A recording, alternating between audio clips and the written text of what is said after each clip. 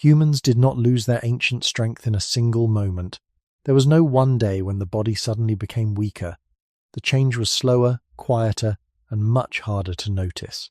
As our ancestors moved through harsh landscapes, carried tools, walked long distances, shared food, built shelters, and depended more on skill than brute force, the human body began to follow a different path. Muscles, bones, energy, and survival itself were no longer shaped only by raw power. So the real question is not simply whether ancient humans were stronger than us.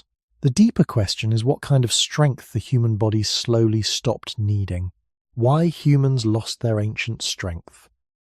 When modern people imagine ancient human strength, the mind often moves toward a simple picture. It imagines a body that could run farther, lift more, sleep on harder ground, carry more weight, and survive in cold, heat, hunger, and fear without breaking so quickly. That picture is not completely wrong, but it is also not complete.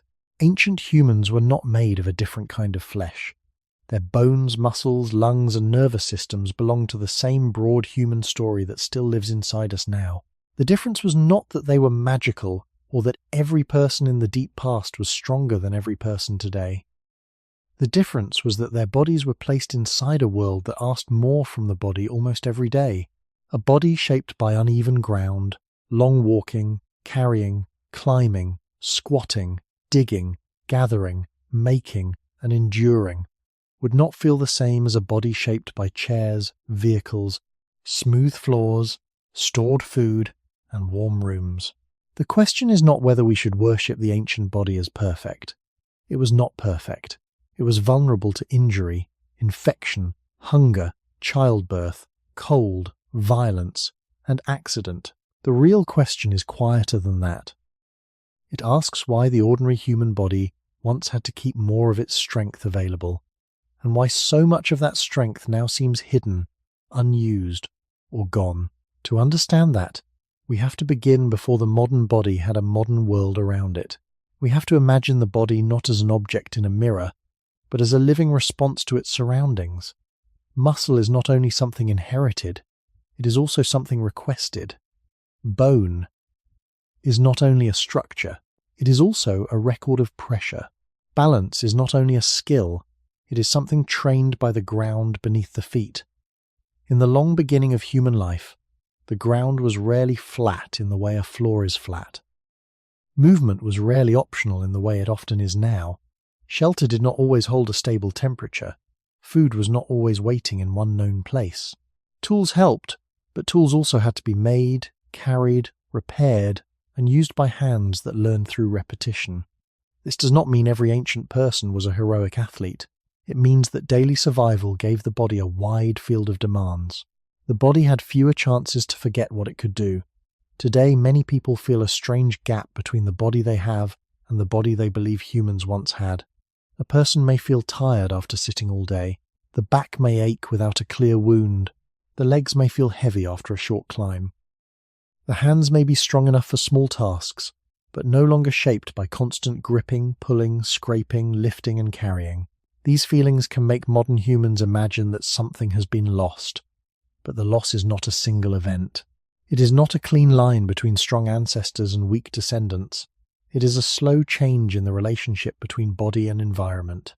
When the world stops asking for a certain kind of strength, the body does not keep it in the same way. This is one of the coldest truths about the human body, but it is not a cruel one. The body is economical. It does not build and maintain everything at the highest level without reason. Living tissue costs energy. Muscle must be fed. Bone must be loaded. Skill must be practiced. If a form of strength is not called upon, it becomes quieter. It does not vanish from human nature, but it can retreat from daily life. That is why the story of ancient strength is not only a story about the past, it is also a story about the conditions that once kept the body awake to itself. The early human body was not strong because life was romantic. It was strong where it was strong, because the world was heavy, uncertain, physical, and close. It had to negotiate with stone, wood, weather, distance, hunger, animals, tools, wounds, and other human beings. It had to learn the weight of water, the patience of walking, the strain of carrying, and the small repeated efforts that never appeared heroic, yet shaped the body over years. If modern humans lost some ancient strength, then the beginning of that loss was not laziness. It was a long rearrangement of survival itself. Ancient strength is often misunderstood because people speak about it as if there were only one kind of strength. They imagine a single measure, as if the entire question could be answered by asking who could lift more, strike harder, or survive more pain. But the human body has never been that simple. Strength can live in the shoulders, but it can also live in the feet. It can appear in a brief burst of force, but it can also appear as the quiet ability to keep moving after the first hour, and then after the next. It can be the grip of a hand, the balance of a spine, the endurance of a leg, the coordination of eyes and fingers, or the patience of a nervous system that learns how not to panic when the world becomes difficult. When we ask why humans lost their ancient strength, we have to ask what kind of strength we mean. If we only mean raw force, then many animals were always far beyond us. A large cat, a bear, a horse, an ape, or even a much smaller animal in the right comparison can exceed a human in speed, bite, pulling power, or explosive movement. Human beings were never the strongest body in nature. Our ancient advantage was more complicated. It was spread across endurance, cooperation, tool use, learning, memory, and the ability to change behavior across a lifetime. This is why the question is not really about a fall from perfect power. It is about a shift in what the body had to protect. A person living close to the beginning of the human story did not need the strength of a clawed predator. That was not the human path. The body did not become a weapon in the same way. Instead, it became a carrier, a walker, a maker, a thrower, a watcher, a social creature, and a keeper of memory. The hand did not need to crush everything it touched. It needed to hold stone, wood, fibre, skin, bone, and fire-made tools with control. The legs did not only need to leap in one sudden moment, they needed to carry the body across distance. The spine did not only need to bend under a heavy load, it needed to balance ahead, free the hands, and keep moving while the eyes searched the ground ahead. This kind of strength is less dramatic, so it is easier to forget. It does not look like a single heroic act. It looks like repeated usefulness. It looks like a body that can do many small, hard things, often enough that they become ordinary. The modern world has made many of these ordinary demands less visible. A person today may still be strong in a gym, in a job, in a sport, or in a life that requires constant labour. But for many people, daily life no longer asks the whole body to participate in survival from morning to night. Food can arrive without walking far. Water can be reached without carrying it over difficult ground. Heat can be controlled without gathering fuel. Distance can be crossed without the feet learning the full meaning of the road. Even the hands, which once had to tie, scrape, grind, lift, grip and repair, may now repeat a narrower pattern across smooth surfaces and small devices. The body is still human. The old capacities have not become imaginary, but they are not all summoned in the same way. That matters because strength is partly a history of use. A muscle that works often becomes different from one that waits. A bone that carries load becomes different from one that is spared. A balance system trained by rough ground becomes different from one trained by flat rooms. This is not a moral judgment. It is a biological pattern. Bodies respond to demand, and human demand has changed. In the deep past, there was no clear separation between exercise and life. Movement was not a special activity, placed into a short window of the day. It was woven into obtaining food, reaching shelter, making tools, caring for others, moving through weather, and staying near the group. That is why ancient strength should not be imagined only as bigger muscles. It was more like a wide readiness. It was the readiness of joints, skin, breath, balance, hands, memory, and attention to work together in a world that did not cushion every mistake.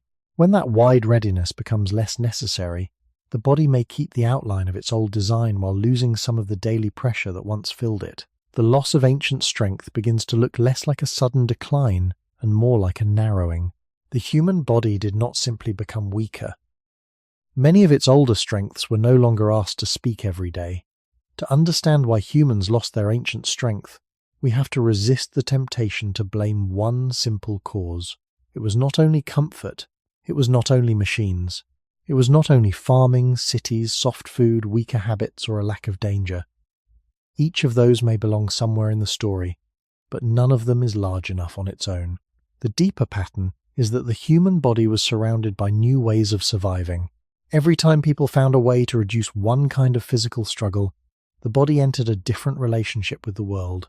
A stone tool did not remove effort, but it changed where effort went. Fire did not remove hunger, but it changed what the mouth and gut had to do. A shelter did not remove weather, but it softened part of the direct argument between skin and air. A path, a village, a stored harvest, a cart, a road, a room, a chair, and a machine each changed the old conversation between muscle and necessity. None of these changes made humans weak in a simple way. Many allowed more children to live, more elders to remain useful, more knowledge to be passed on, and more injured or less powerful people to stay inside the group. That is why this subject has to be handled carefully. The loss of ancient strength was tied to the growth of human protection. A body does not need the same amount of force when memory, tools, fire, family, and community carry part of the load. Near the beginning of the human story, survival was not held by the individual body alone, yet the individual body still had to meet the world directly. It had to walk on uneven ground, gather materials, climb slopes, crouch near fires, lift children, follow seasonal movement, and endure the uncertainty of food and weather. Over generations, the body learned from this pressure not as a conscious plan, but as a living system. Bones responded to weight. Muscles responded to repeated work. Feet responded to ground. Hands responded to tools. Attention responded to danger and opportunity. The ancient body was not a statue of perfect strength. It was a body under constant instruction. The modern body, by contrast, often receives mixed instructions. It may sit for hours, then suddenly be asked to exercise.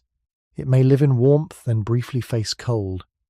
It may use the eyes and fingers intensely while the legs wait. It may carry stress while the large muscles remain still. This is a strange condition for an old body plan. The body is still built from the same long inheritance, but its daily lessons have changed. This is why the story must move through several layers. We have to look at environment, because strength is partly shaped by the ground and climate a body must cross. We have to look at biology, because tissue changes when it is used, spared, loaded, or left idle. We have to look at archaeology, because bones, tools, settlements, teeth, and traces of work can suggest how bodies were used. We have to look at population and generations, because no single person represents the whole human past. Some ancient people were surely powerful, some were injured, some were young, some old, some skilled in one kind of work and not another. We also have to look at historical time, because the body did not pass from wild strength to modern weakness in one clean step. The change came through many thresholds, each one rearranging the cost of survival.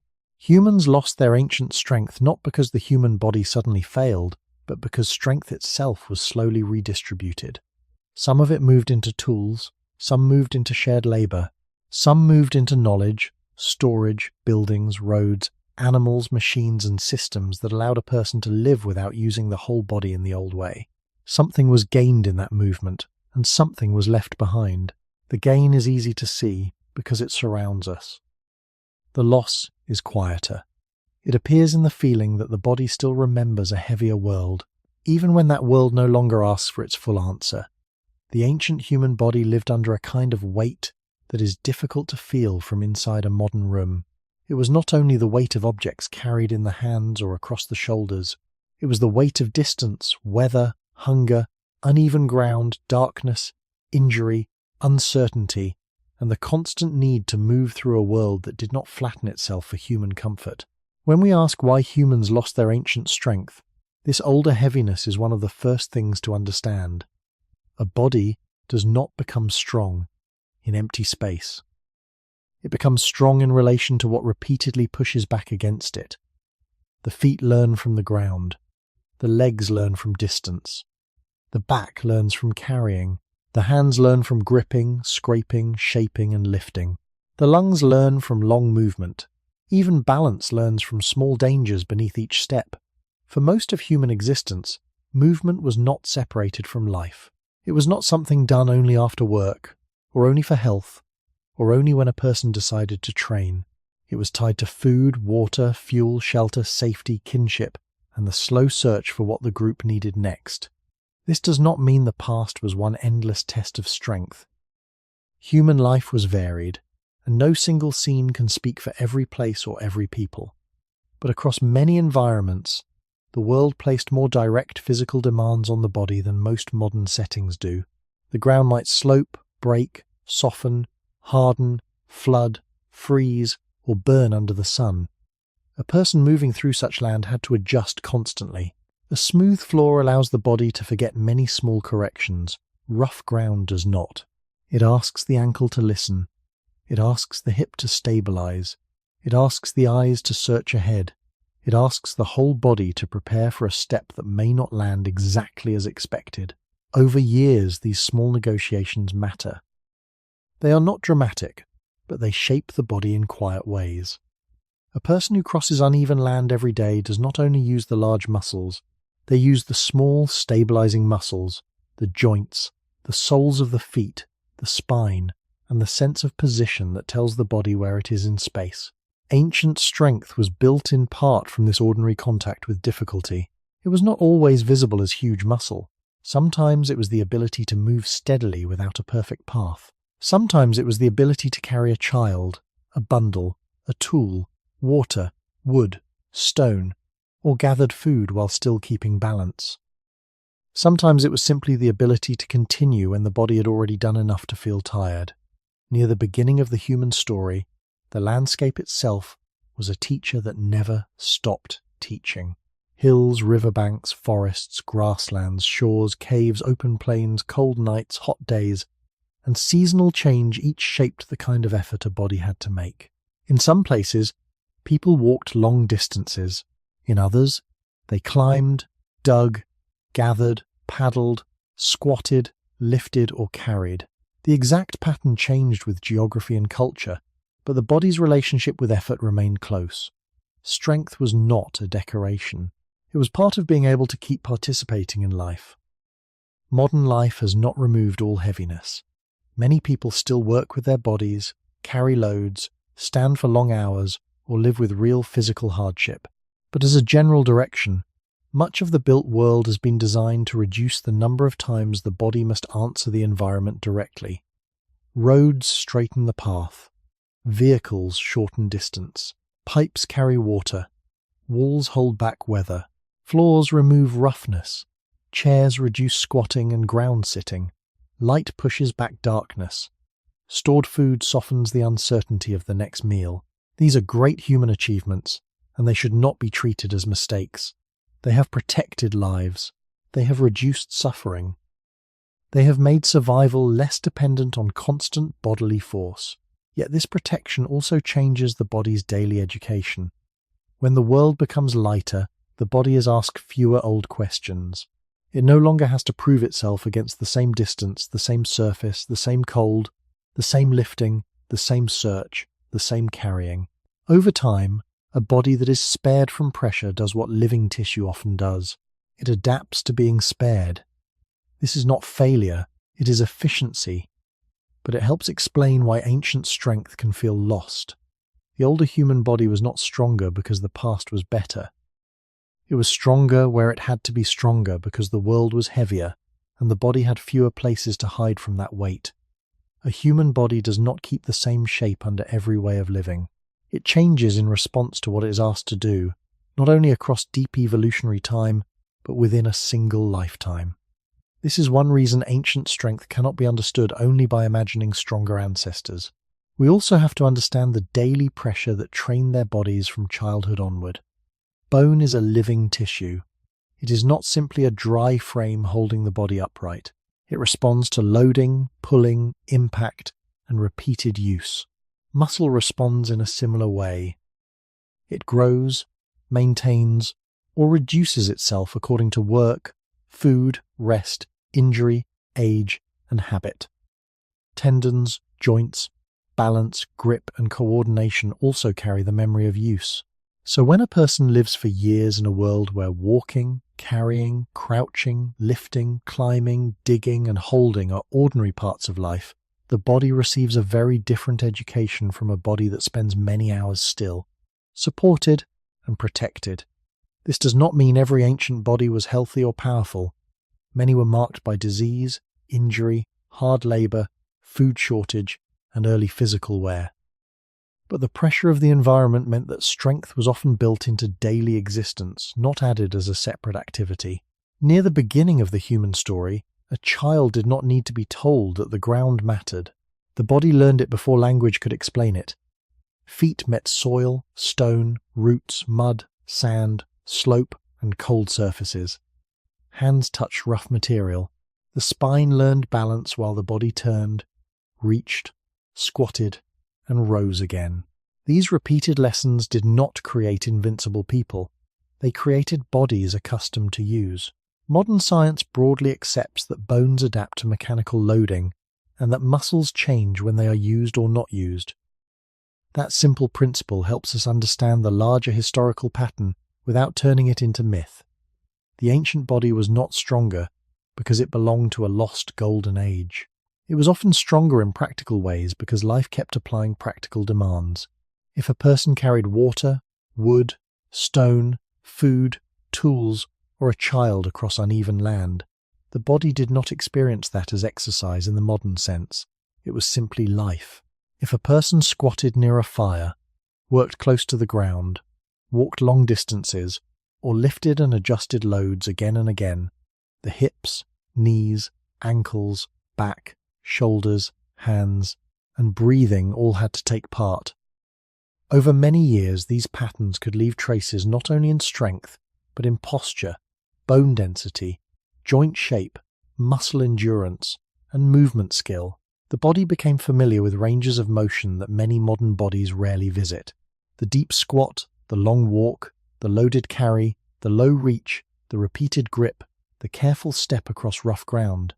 These were not heroic gestures. They were quiet instructions. A modern person may still train these abilities deliberately, and many workers still live with heavy physical demands. But in much of modern life, the body receives a narrower set of repeated signals. It may sit in the same angle for hours. It may walk mostly on flat surfaces. It may use the fingers quickly while the shoulders remain fixed. It may carry bags briefly, then place them down. It may climb stairs only occasionally. It may meet discomfort suddenly rather than gradually. The body then adapts to that pattern too. It becomes skilled at what is repeated and less prepared for what has disappeared. This is why the loss of ancient strength is not only about weaker muscles, it is about a changed conversation between tissue and world. When load is common, the body treats load as normal. When load becomes rare, the same load can feel like an event. When rough ground is common, balance is trained quietly. When rough ground is rare, a small instability can feel surprising. When hands work against many textures, grip and touch become broad skills. When hands mostly meet smooth objects, those older skills become less active. Nothing supernatural is required to explain this. The human body saves energy where it can. It does not maintain unused capacity forever at the same level. In the older world, the cost of keeping strength was balanced by the need for it. In the newer world, the need is less constant, so the body receives permission to become more economical. That economy is useful, but it also creates a strange feeling. We inherit a body shaped by long ages of movement, yet we often raise it in spaces that ask for only a fraction of that inheritance. The ancient strength was not lost all at once. It became quieter each time the world stopped requiring the body to answer with its full weight. It is easy to speak about the old human body as if hardship automatically made people better. That is not true, and it would not be honest to say it. A harder world did not produce a perfect body. It produced a body under pressure. Those two ideas are not the same. The ancient world could strengthen a person through repeated movement, carrying, walking, climbing, gripping, and adapting to rough ground.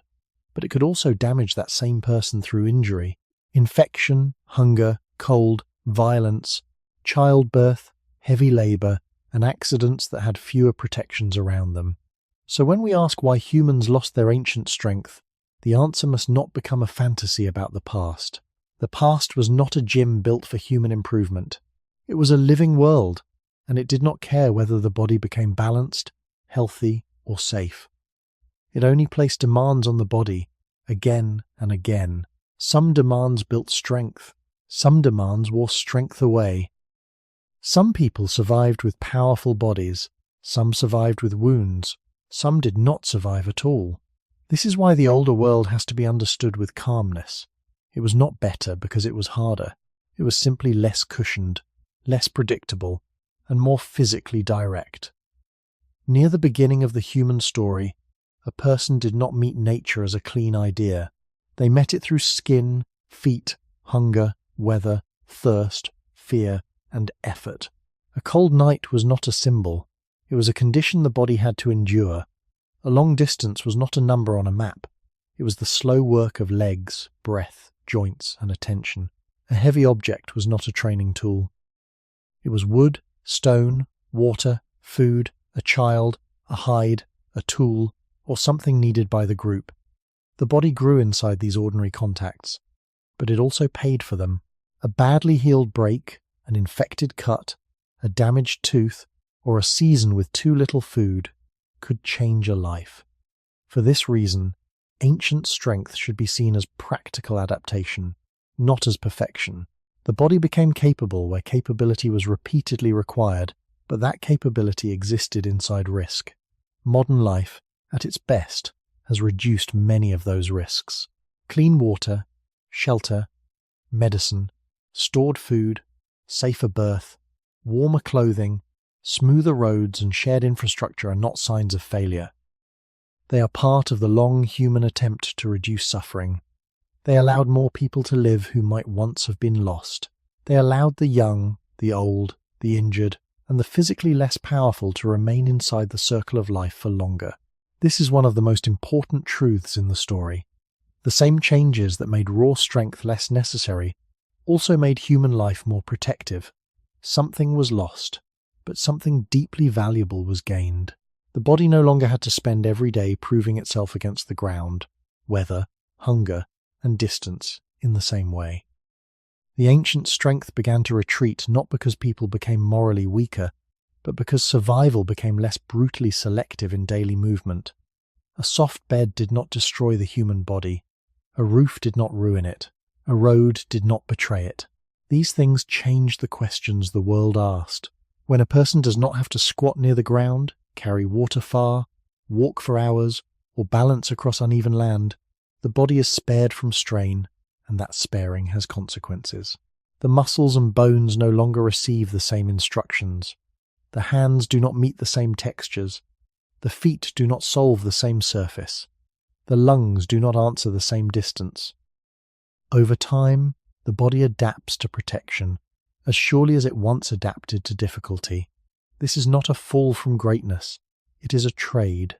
Human beings built ways to place more of survival outside the individual body. They moved strength into shelters, tools, fire, storage, social care, and knowledge. The world became less heavy in many places, and the body became less constantly prepared for heaviness. But the older inheritance did not disappear completely. It remains in the shape of our bones, the design of our hands, the balance of the spine, the hunger for movement after stillness, and the strange discomfort many people feel when the body is safe but unused. Ancient strength was never a clean legend. It was a negotiation with a world that pressed harder. Modern weakness, where it appears, is not simply decay.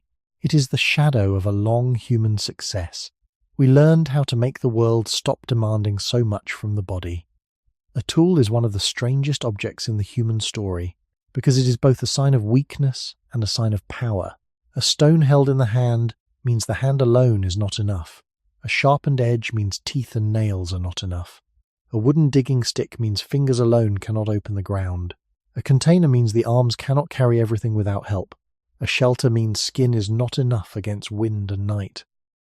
From one angle, every tool admits a limit in the body. From another angle, every tool extends the body beyond that limit.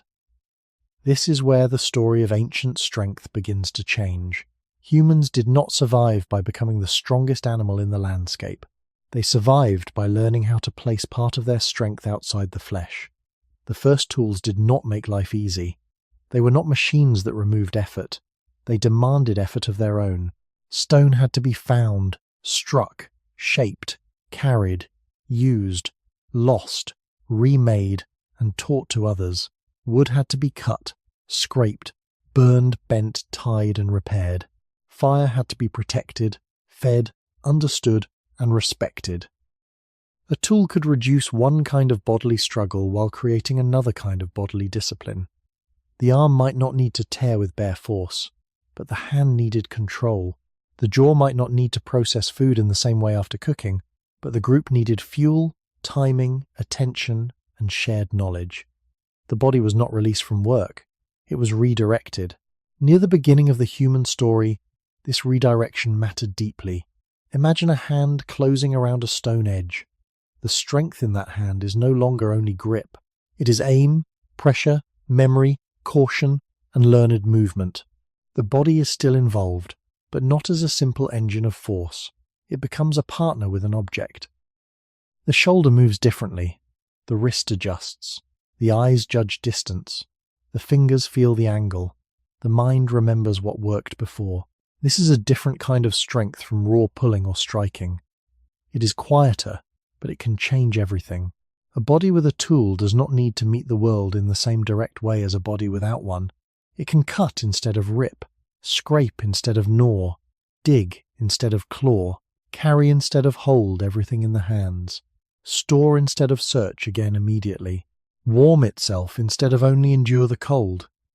Each step is small, but over long periods, small steps can change what the body must maintain. The ancient human body was still strong, often very strong in practical ways, but its strength was now shared with things outside itself. This is why tools are so important for the question of why humans lost their ancient strength. They did not simply weaken us. They made a new bargain possible. A person no longer needed every task to be solved by muscle alone. Survival could be spread across stone, wood, fire, fiber, bone, shell, hide, memory, and cooperation. The hand became more valuable not because it was the strongest hand in nature, but because it could hold possibilities. It could make a shape today that would help tomorrow. It could pass a method from one person to another. It could turn knowledge into an object. That kind of power is not easy to see in the body. It does not always make the chest larger or the arms thicker. Sometimes it reduces the need for those things. If a cutting edge does the work of tearing, the mouth and fingers meet less resistance. If fire softens food, the jaws face a different world.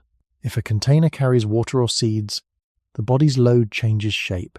If a spear, cord, basket, scraping tool, or shelter spreads effort across time, then survival is no longer concentrated only in the moment of force.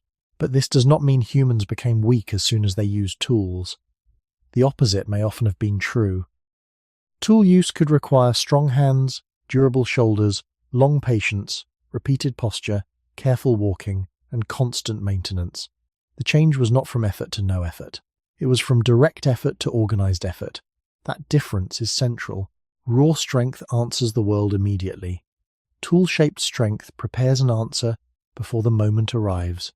It uses memory against danger, planning against hunger, and shared technique against physical limits. Over generations, this meant the human body could follow a path unlike many other animals.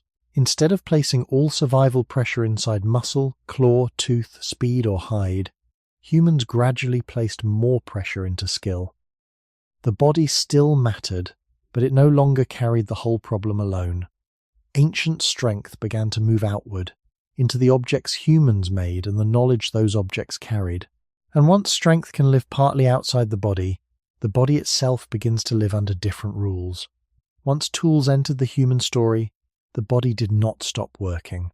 It began working through a different pattern.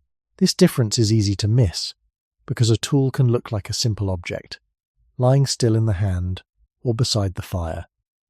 But every tool changes the movements around it.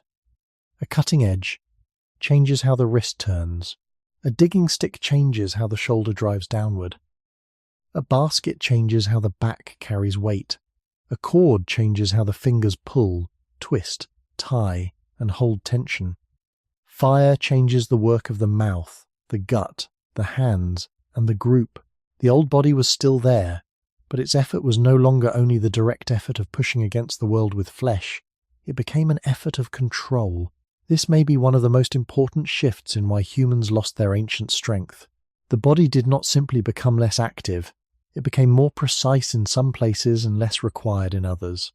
Raw force began to share space with aim, timing, grip, balance, patience, and memory. A person using a sharp stone does not need the same kind of force as a person tearing with bare hands, but the person still needs the strength to hold, guide, and repeat a careful movement without losing control. A person carrying a container may not need to grip loose material in both hands, but now the body must balance a shaped load over distance. A person using fire may chew differently, but someone must still gather fuel, protect the flame, understand wind, and remember what can burn safely. This is not a story of effort disappearing. It is a story of effort being rearranged. Near the beginning of the human story, the hand became a place where this rearrangement was especially clear. Human hands are not the largest, strongest, or most dangerous hands in nature. They do not have claws. They do not crush like the jaws of a predator. Their power lies in a different mixture: grip, sensitivity, opposable thumbs, fine control, and the ability to connect movement with learning. A hand that holds a tool is doing more than applying force. It is reading texture, pressure, angle, and consequence.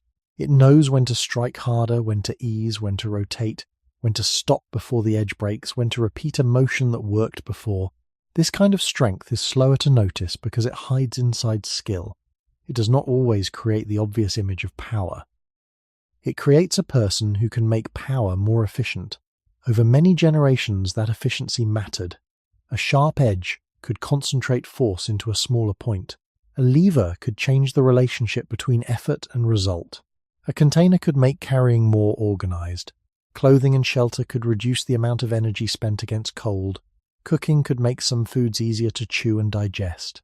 None of these changes removed the body from survival, but they reduced the need for the body to fight every problem in its most primitive form. The mouth no longer had to do all the work the stone and fire could do. The hands no longer had to hold every loose thing without aid. The skin no longer had to meet every night without covering. The legs still walked, but now they might walk with tools, bundles, weapons, fuel, food, or children, shaped into a more carryable form. What changed was the path of strength. Strength moved from the whole body into selected motions, from brute pressure into learned pressure, from direct contact into mediated contact. The body became powerful through objects, but that also meant some older forms of power could become less necessary. This is a delicate point. It would be false to say tools made ancient humans weak. Many tool-making and tool-using lives were physically demanding. Grinding, scraping, carrying, digging, butchering, gathering fuel, preparing hides, making cordage, shaping wood, and moving across land all require work. But tool use can make strength more specialized. Instead of every task demanding the same broad bodily force, different tasks begin to ask for different skills. One person may become better at shaping, another at carrying, another at tracking, another at tending fire, another at remembering locations, another at teaching a younger hand how to hold an edge. The group becomes stronger while the individual body no longer needs to contain every answer alone. This is where the loss of ancient strength becomes less like a decline and more like a redistribution. Human strength did not only shrink, it spread outward and sideways. It entered stone, wood, fiber, flame, shared memory, and repeated technique. A tool is not outside human nature in a simple way. It is one of the ways human nature learned to survive. But once a species learns to survive by extending the body itself begins to receive different demands. Some muscles keep working, some movements become refined, some old pressures soften. The ancient hand did not become weak when it held a tool, it became more human.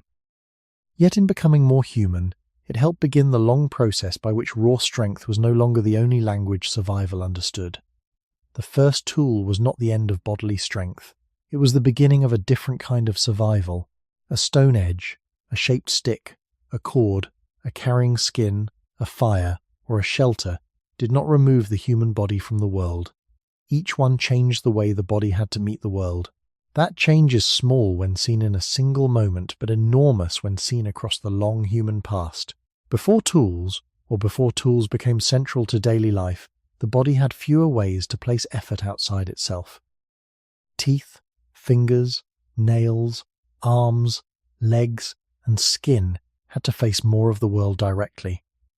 With tools, human beings began to create distance between the body and some of its hardest problems. The hand still worked, but it no longer worked alone. The mouth still ate, but it no longer had to do all the tearing, crushing, and softening by itself. The skin still felt cold, but fire, coverings, and shelters could stand between the body and the night. The legs still carried the person, but containers and tools changed what could be carried, how far, and with how much order. This was not weakness. It was intelligence becoming physical.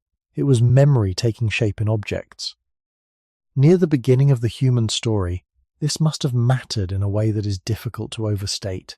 A body that can make a tool is no longer limited to the immediate shape of its own flesh. It can borrow hardness from stone, reach from wood, heat from fire, binding from fiber, protection from hide, and storage from a vessel. In that sense, the human body became larger than itself. But there is a quiet consequence inside this achievement. When the body borrows strength from the outside world, the body does not need to keep every older form of strength in the same way. If a sharp edge cuts where fingers once struggled, the hand can become more precise while needing less raw tearing force. If cooking changes food, the jaw may face a different kind of work. If a shelter softens wind and cold, the body may spend less of its daily energy resisting the open air. If containers organize carrying, the load changes from loose struggle into managed weight. None of this means the body becomes useless. It means the body is asked to specialize. It becomes a maker, a carrier, a planner, a watcher, a keeper of technique. The old fight between body and world is no longer only skin against weather, tooth against food, hand against material, leg against distance. It becomes body and tool together against difficulty. This is the first clear step toward understanding why humans lost their ancient strength. The body did not suddenly drop its power. It slowly entered a world where raw power was no longer the only way to survive. A tool changes the meaning of strength because it changes the moment when strength is needed. Without a tool, force is often required at the point of contact. With a tool, effort can be moved earlier. A person prepares the edge before the cut, stores the fuel before the cold night, makes the container before the journey, learns the path before the hunger arrives, ties the cord before the load must be held. This turns strength into preparation. It makes survival less dependent on one sudden act of force, and more dependent on repeated small acts of making, remembering, and maintaining. Over generations, that kind of survival can reshape the body's role. The body is still necessary, but it is no longer the whole answer. The group becomes stronger because knowledge can be shared. A younger person can learn how an older person shaped stone, tended fire, carried water, or repaired a broken object. The dead cannot pass on their muscles, but they can leave behind methods in the minds of the living. This is another way strength moved outside the body. It entered tradition. It entered memory. It entered the quiet routine of doing things the way someone had learned before. That movement was one of humanity's greatest advantages, but it also meant that the individual body could survive with less direct force than before. A person who knew how to use an object, follow a sign, work with others, or wait for the right moment could live through situations where strength alone would not be enough. Ancient strength, then, did not disappear when tools appeared. It changed address. Some of it remained in muscle, bone, grip, balance, and endurance. Some of it moved into the things humans carried. Some moved into the shared knowledge that made those things useful. From that point onward, the human body was no longer only a body. It was part of a wider system made of hands, objects, memory, and group life. And once survival began to depend on that wider system, raw bodily strength could begin its long retreat from the center of human existence. If we compare humans with many other animals only by immediate force, humans look strangely unfinished. We do not have the bite of a large predator, the claws of a cat, the speed of a horse, the pulling strength of an ox, the hide of a rhinoceros, or the raw upper body power of some other primates. Our bodies are exposed, relatively soft and easy to injure. Our teeth are modest. Our nails are weak. Our young are helpless for a long time. Even an adult human, without tools or group support, is not an impressive animal in the simple contest of strength. This is important because it keeps the story honest. Humans did not lose ancient strength from a state of perfect animal power. We were never the strongest body in nature. The deeper question is why a species that lacked so many obvious weapons could still spread, endure, remember, teach, and reshape its surroundings. The answer begins with a different kind of body. Human strength was not concentrated in one dramatic feature. It was distributed across upright walking, freed hands, flexible shoulders, careful vision, sweating, breath, endurance, social learning, and the ability to carry objects across distance. These are not as visually shocking as claws or fangs. They do not look powerful in a single frozen image, but they create a form of survival that works through time rather than through one moment of force. Near the beginning of the human story, this difference mattered. A human body could be weaker than many animals in a sudden struggle, but it could also keep moving, notice signs, carry tools, share information, and return to a place remembered by others. That is not the same as being the strongest. It is a quieter form of advantage. When we ask why humans lost their ancient strength, we have to see that some of what looks like loss may actually be a change in where strength was placed. The human body moved away from the model of the animal weapon. It did not become a body built mainly to bite, claw, crush, or sprint.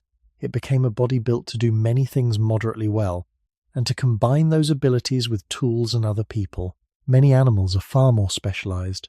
Some run faster over short distances, some climb with greater ease, some dig with more force.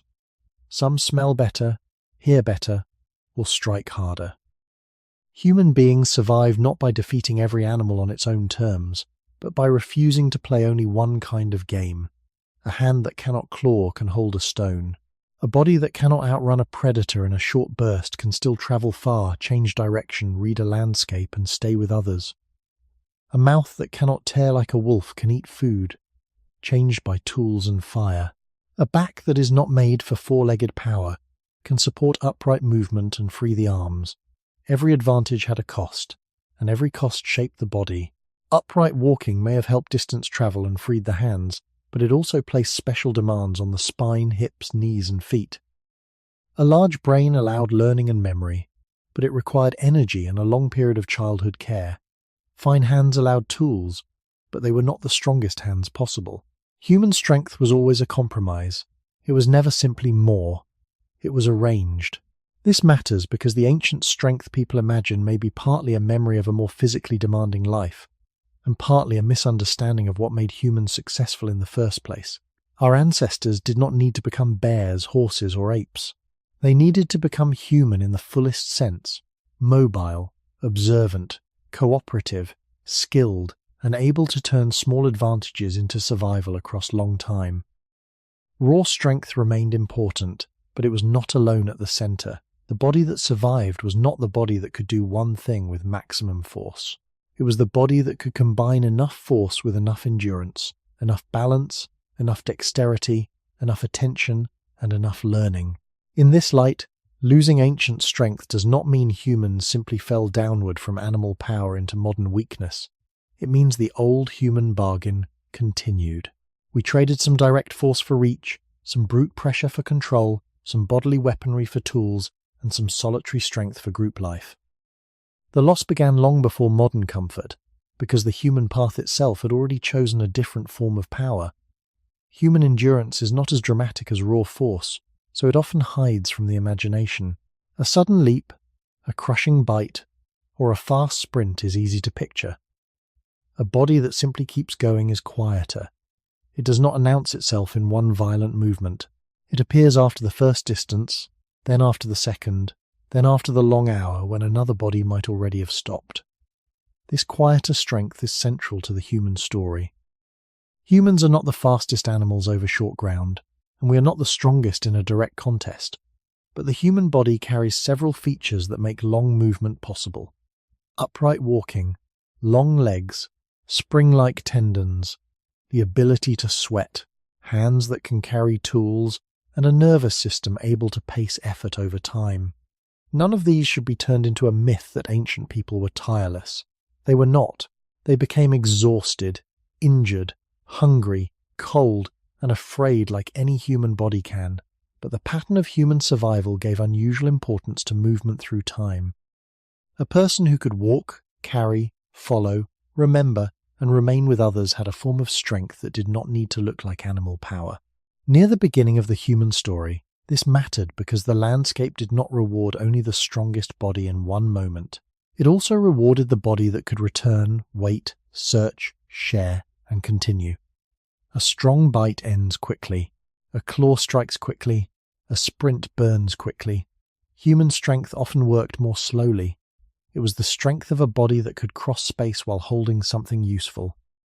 It was the strength of a group that could move at the pace of its members, adjust to weather, pause, learn, and keep knowledge alive across generations. The legs were not only supports beneath the body, they were a way of connecting places. The feet were not only points of contact, they were instruments of memory, learning paths through repeated travel. The hands were not only tools of force, they were free to carry, gesture, hold a child, shape an object, lift a bundle, and bring the work of yesterday into the needs of today. This kind of strength helps explain why the loss of ancient strength is not simple. What modern humans may have lost is not only muscle size or lifting power. It may be the wide endurance of a body that once expected distance, carrying, balance, and changing terrain to be normal. In many modern lives, distance has been shortened by vehicles. Carrying has been reduced by systems of storage and delivery. Walking has been separated from survival. The body may still be capable of endurance, but it is not always asked to practice it.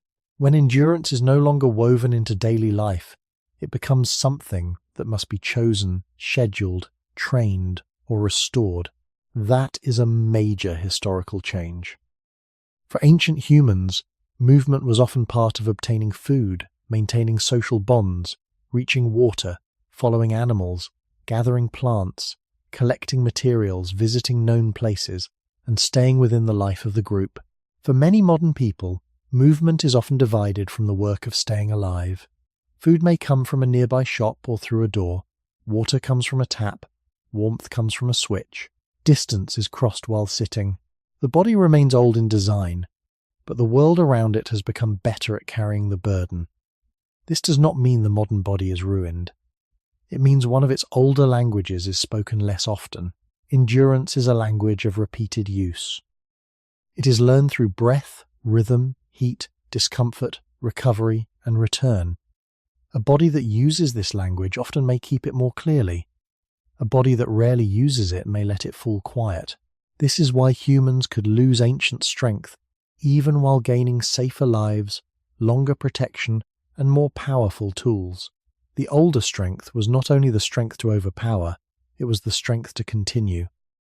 And when continuing no longer requires the whole body every day, that form of strength begins to sleep inside us rather than stand at the center of life. The idea that humans lost their ancient strength becomes clearer when we stop looking for one vanished power and begin looking for an exchange. The human body did not simply move from strong to weak. It moved from one arrangement of strength to another. In the older world, strength often had to be ready in the body itself, in the legs that crossed land, in the hands that held tools, in the back that carried weight, in the feet that adjusted to rough ground, in the lungs that kept rhythm with distance, and in the attention that stayed awake to small changes around it. But human survival also began to depend more and more on things that were not muscle alone. A tool could extend the hand. Fire could change food and night. A path could remember where many feet had gone before. A group could protect a person who was tired, young, old, injured, pregnant, sick, or less physically powerful. Knowledge could remain after one body was gone. This means that some ancient strength did not disappear by collapsing. It was transferred. It moved into objects, habits, shared places, remembered routes, learned skills, and the quiet cooperation of human life. Near the beginning of the human story, This exchange was already visible in the basic shape of being human. We did not become an animal built only for one kind of victory. We became a creature of combinations. We could not outrun many animals in a sudden chase, but we could travel, return, and remember. We could not bite like predators, but we could cut, cook, divide, and share. We did not have claws, but we had hands that could hold different worlds of possibility. We were not protected by thick hide, but we could make coverings and shelters. We were not the strongest alone, but we were rarely only alone. This is why ancient human strength should not be imagined as a lost crown of pure physical power. It was a balance between body and world. The body still mattered deeply, but it worked with tools, memory, and other bodies. Over time, that balance allowed more survival to be carried outside the individual frame. A single person did not need to contain every answer in their muscles. The group could contain some answers. The landscape could be known. The tool could be improved. The fire could be kept. The child could be taught. The injured could sometimes be helped. The old could sometimes become valuable because they remembered what the young had not yet seen. These are not small things. They are part of why human beings endured. Yet they also soften the rule of raw strength. If survival depends only on the strongest body, then weakness is quickly punished. If survival depends on shared knowledge and care, then many kinds of bodies can remain within the human circle. That is a profound gain. It is also one reason the pressure to maintain raw bodily force could slowly become less absolute. The body still needed strength, but not always the same strength, not in the same amounts, and not at every moment. This exchange continued through later history. As tools became better, as food could be stored, as shelters became more secure, as paths became roads, as animals, carts, boats, machines, and systems began to carry more of the burden, the human body kept receiving a new message. It no longer had to answer every problem directly. The hand could press a handle instead of grinding for hours. The feet could rest while wheels crossed the distance. The back could be spared because another structure held the load. The skin could remain warm because walls and cloth held back the cold. These changes were not mistakes. They were human achievements. They reduced suffering and made life less dependent on constant endurance. But the body adapts to what is repeated. When direct force is needed less often, direct force becomes less central. When endurance is no longer woven into every day, endurance becomes quieter. When carrying, squatting, climbing, gripping, and balancing become occasional rather than ordinary, the body no longer treats them as the ground of life. So the old strength was not destroyed in one act. It became less necessary, and therefore less constantly maintained. This is the deeper answer hidden inside the exchange. Humans lost some ancient strength because they learned to survive without always spending it. They traded part of the power of the isolated body for the power of the body joined with tools, memory, shelter, food sharing, and community. What was lost was not all strength. What changed was the center of strength. The human body stopped being the only place where survival had to live. When people imagine the loss of ancient strength, they often picture the modern world first.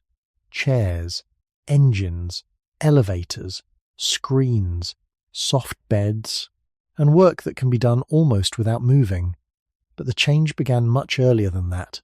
One of the great turning points was the long shift toward farming. This was not a single event, and it did not happen everywhere at the same time.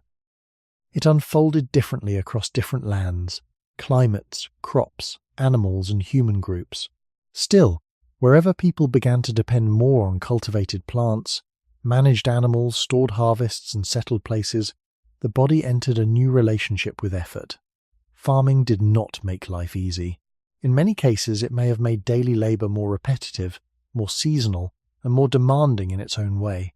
The person who plants, weeds, digs, harvests, carries, grinds, stores, repairs, and tends animals is not living without physical work. The ground still resists, the back still bends. The hands still harden, the legs still carry. Hunger does not disappear simply because seeds are placed in soil. Weather, drought, pests, failed harvests, disease, and conflict can make farming life deeply uncertain. So it would be false to say that agriculture immediately weakened the human body by giving it comfort. The truth is quieter and more complicated. farming changed the pattern of strength. Near the beginning of the human story, before agriculture became central in many regions, people often lived through a wider variety of movement. They might walk across broad territories, gather different foods, follow seasonal resources, carry tools and children, climb, dig, throw, scrape, butcher, weave, squat, reach, and shift tasks as landscapes changed. This does not mean their lives were free or gentle. It means their bodies were often trained by variety. Farming, by contrast, could anchor people more strongly to one place and to repeating cycles of work. The body still worked hard, but it often worked within narrower patterns, bending over fields, grinding grain, carrying harvests, tending the same animals, repairing the same structures, moving along known paths between house, field, water, storage and fire. Repetition can build strength, but it can also specialize it. A body trained by one kind of labor may become powerful for that labor, while losing some of the wider readiness that comes from many forms of movement. This is important for understanding why humans lost their ancient strength. The loss was not simply a drop in effort, it was a narrowing of effort. In some farming communities, certain muscles and joints may have been used intensely, while others were used less broadly than before. The hands might become strong from grinding, cutting, tying, carrying, or working soil. The back and knees might bear long strain, the shoulders might learn repeated loads, but the whole body might no longer meet the same range of terrain, distance, and shifting tasks that earlier ways of life sometimes required. Archaeology has often looked to bones, teeth, tools, settlement remains, and patterns of wear to ask how bodies were used, though these traces must always be interpreted carefully. They do not give us one simple story for all people. They suggest that work changed as ways of living changed. Farming also changed the relationship between strength and food. Stored grain, domesticated animals, and fixed fields could support larger communities, but they also tied people to harvest cycles and to forms of labor that had to be repeated at the right time. The body became part of a calendar. Strength was needed not only when opportunity appeared, but when the season demanded it. Planting could not always wait for comfort. Harvest could not always wait for rest. Grinding grain could become a daily burden. Carrying water, fuel, and food could become a repeated line of effort through the same landscape. This was not the ancient strength of wide wandering alone. It was the strength of staying, repeating, and returning to the same necessary tasks. Something powerful remained in that. But something changed. Human strength became less like a broad answer to a changing world, and more like a set of repeated answers to a managed world. The body did not stop being strong. It became strong under new rules. And whenever rules change for long enough, the body begins to remember the new world more than the old one. Farming changed human strength not because it removed hardship, but because it reorganized hardship around repetition. A person who lives by following shifting food sources may meet many different kinds of movement across a year. One day may require long walking, another climbing, another digging, another carrying, careful gathering, another processing of plant material, another period of waiting and watching. This kind of life can train the body broadly, even while it exposes the body to danger and uncertainty. Farming can train the body deeply, but often along more repeated lines. The same field must be prepared, the same crop must be tended, the same grain must be harvested, carried, dried, stored, and ground. The same animals may need watching, moving, feeding, guarding, or restraining. The same path to water may be walked again and again. The same posture near the ground may be held again and again. The same hand motion may return so often that it becomes part of the body's memory. This is not less work. In many lives it is more work, but it is a different kind of work. Near the beginning of the human story, before settled farming became common in many regions, strength often had to follow the uncertainty of the landscape. A body might need to move across distance, respond to changing terrain, carry what could not be left behind, and use many postures in a single day. With farming, the landscape was still powerful, but people began to ask it for more predictable returns. Fields, storage places, houses, paths, fences, hearths, and later villages created a more fixed world around the body. That fixed world did not free the body from labor. It often tied the body to labor more tightly. The body became responsible for maintaining a human-made order against weeds, pests, weather, hunger, animals, rot, and time. A wild food can be searched for when it is ready. A cultivated field must be cared for before it gives anything back. This made strength seasonal, repetitive, and sometimes exhausting. The hands might learn grinding more than throwing. The back might learn bending more than climbing. The knees might learn crouching in one place more than shifting across varied ground. The shoulders might learn carrying loads along known routes rather than adapting to many kinds of movement. A body can become strong through this, but it becomes strong in the shape of its duties. Strength is not only how much force a body can produce, it is also the range of situations in which that force remains useful. When work narrows, strength can narrow with it. A farmer may be powerful in the field and still less practiced in some older forms of mobility. A person who grinds grain daily may have hands and shoulders marked by effort, while other capacities receive fewer demands. A person who stays close to a settlement may know the land deeply, but the body's daily radius may shrink compared with a life that depends on wider movement. None of this should be treated as a universal rule. Human history is too varied for that. Some farming communities remain mobile in certain seasons. Some hunter-gatherer lives involved repeated tasks too. Some pastoral, coastal, forest, mountain, and river communities combine many forms of labor. The point is not to divide the past into simple categories. The point is to see that agriculture changed the balance of bodily use in many places. It shifted strength from broad responsiveness toward repeated production. It made food more tied to place, and therefore made the body more tied to place as well. Over generations this mattered. Children born into farming worlds learned movement from the fields, the household, the storage area, the animals, the path, and the grinding stone. Their bodies grew under a different set of instructions from bodies raised in a life of wider daily movement. The loss of ancient strength, then, did not begin as softness. It began partly as specialization. The body did not stop working. It worked inside a narrower human arrangement, and that arrangement slowly taught strength to become less general, less wandering, and more bound to the tasks that kept a settled life alive. The shift toward farming also changed the meaning of time inside the human body. In many older ways of living, effort followed movement across a changing landscape. The body responded to where food, water, animals, plants, firewood, stone, shelter, and safety could be found. Farming did not remove that world, but it placed a new pattern over it. The year became organized around preparation, planting, tending, waiting, harvesting, storing, and beginning again. The body was no longer only answering the land as it changed. It was also answering a calendar made by crops, weather, soil, animals, and human expectation. This mattered because strength became tied to repeated cycles. A person might bend at the same kind of work for many days, then carry heavy harvests, then grind or process food again and again, then repair tools, storage places, fences, walls, baskets, paths, or houses. The work could be demanding, but it often returned in familiar shapes. That familiarity shaped the body differently from a life where each day's movement might spread across wider terrain. Near the beginning of the human story, the body's strength was often connected to searching, traveling, lifting, balancing, making, and adapting as conditions shifted. In farming communities, strength could become connected more tightly to staying, repeating, and protecting a stored future. A stored harvest was a powerful human achievement.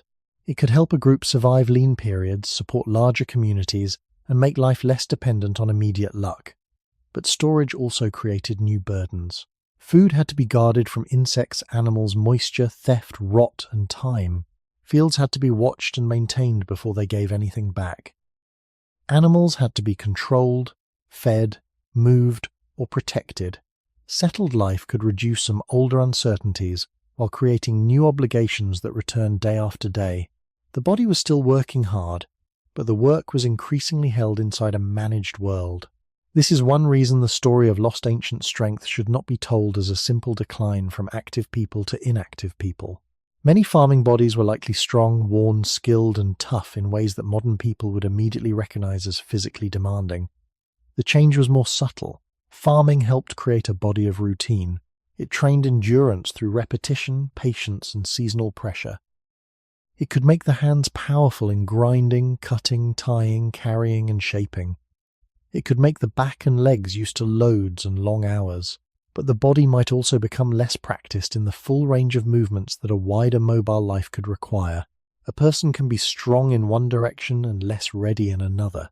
A body can become adapted to the field, the house, the storage pit, the path to water, the grinding stone, and the animal pen, while older patterns of varied terrain, long wandering, and changing postures become less central. This narrowing did not happen everywhere in the same way, and it should not be turned into a single story for all human beings. Some farming lives remained highly varied. Some non-farming lives involved repeated labour. Human groups have always lived through mixtures, not clean categories. But the broad pattern still matters. As food production became more organised, the body became part of that organisation. Strength was no longer only the readiness to meet an unpredictable landscape. It became the capacity to maintain a human-made system through time. That system was larger than the body. It included seed, soil, tools, storage, animals, houses, rules, inheritance, cooperation, conflict, and memory. Once survival depended more on that system, raw bodily strength became only one piece of a wider structure.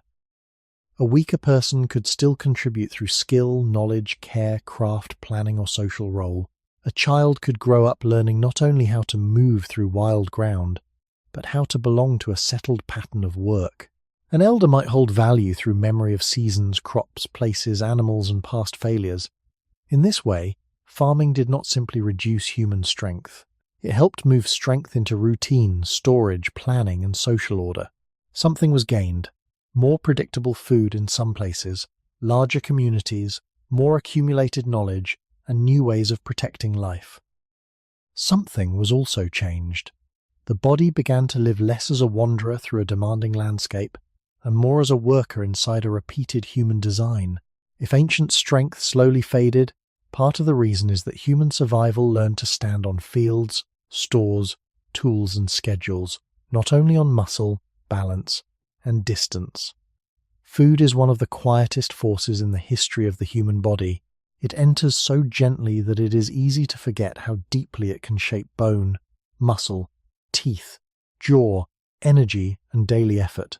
When we ask why humans lost their ancient strength, we often think first of movement, walking, carrying, climbing, digging, and working. But eating also has a history of strength. A body does not only become powerful by lifting and moving, it is also shaped by the difficulty of obtaining food, preparing it, chewing it, digesting it, sharing it, and surviving the times when it is not enough. For much of the early human story, food was not simply something soft, predictable, and ready. It had to be found, gathered, hunted, carried, processed, cracked, scraped, cut, pounded, cooked when fire was available, and divided within a social world. The mouth was part of that effort. The hands were part of it.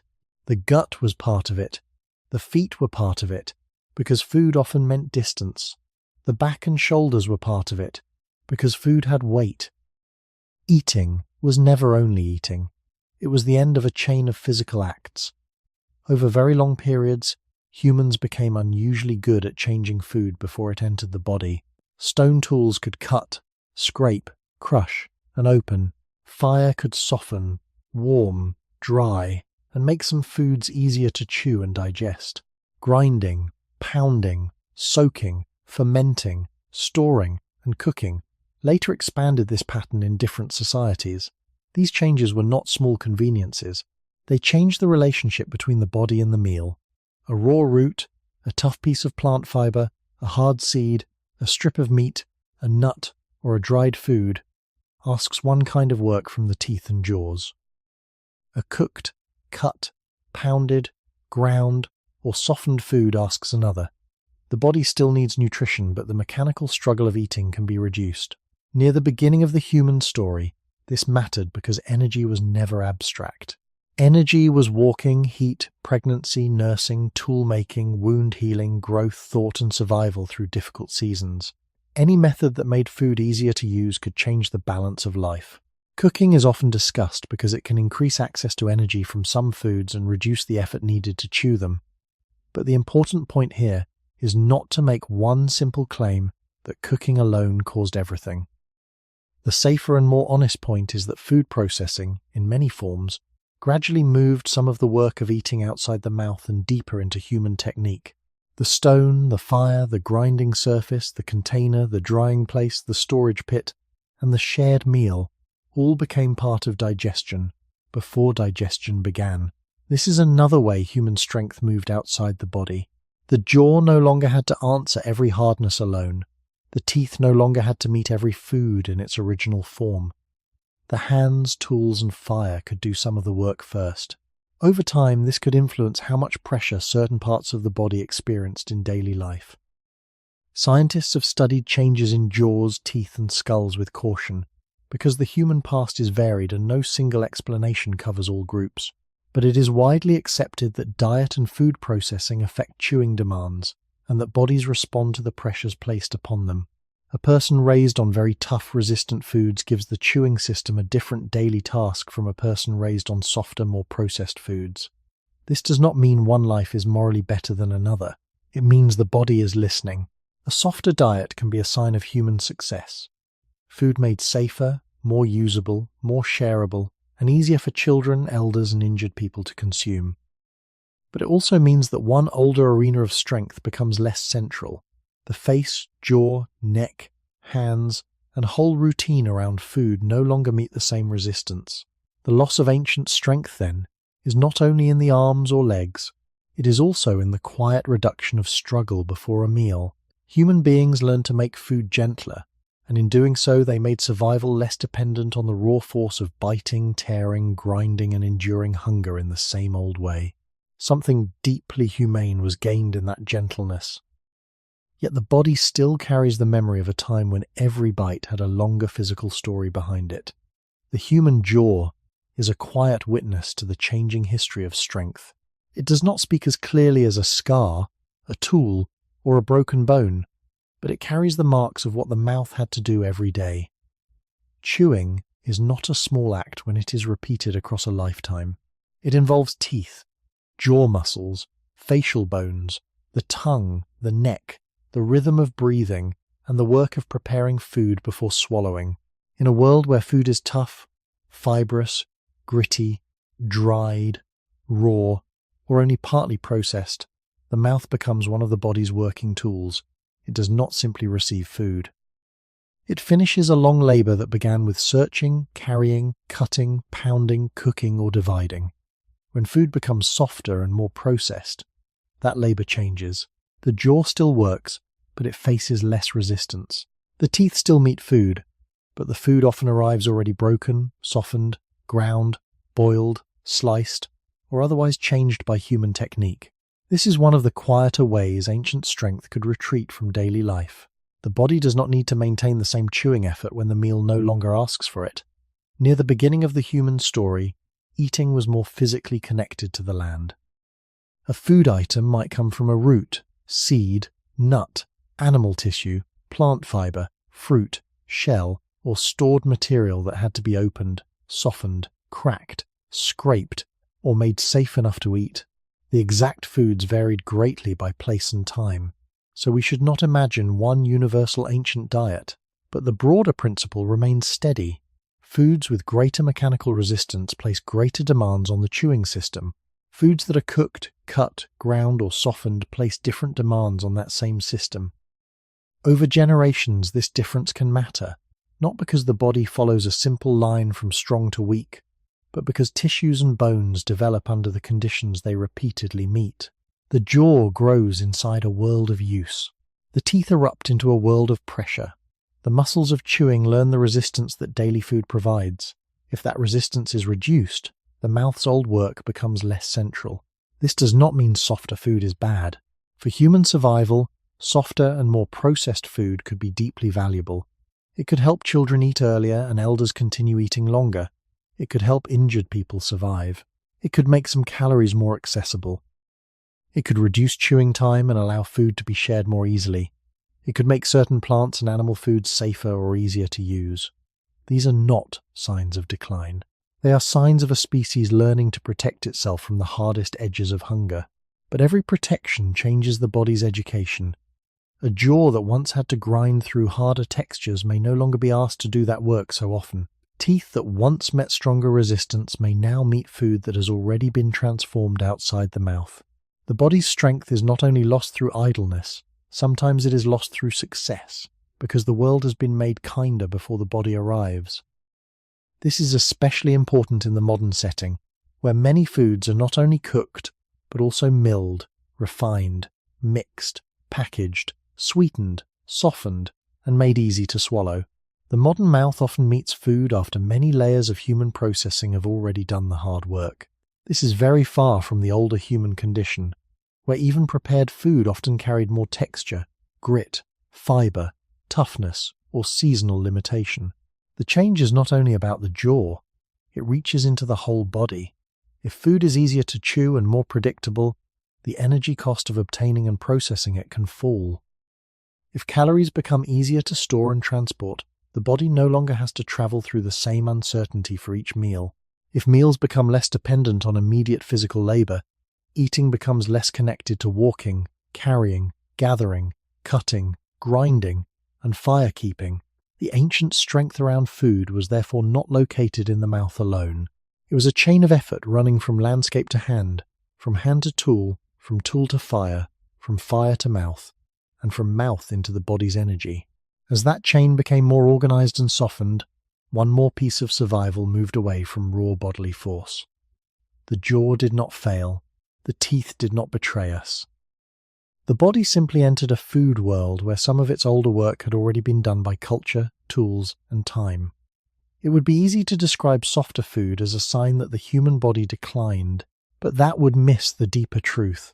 Softer food was also a form of care. A cooked meal, a ground seed, a softened root, a stored grain, a fermented drink, a boiled stew, or a sliced piece of meat can make nourishment easier to share across different bodies. A child can eat what would once have been too tough. An elder with worn teeth can remain fed. A sick or injured person can receive energy without spending as much effort chewing. A pregnant or nursing mother can draw from food that has already been changed by fire, tools, or preparation. In this sense, the softening of food was not only a biological change, it was a social achievement. Human beings did not merely eat what the world gave them. They slowly learned to change food before it reached the mouth, and by changing food, they changed the body's daily work.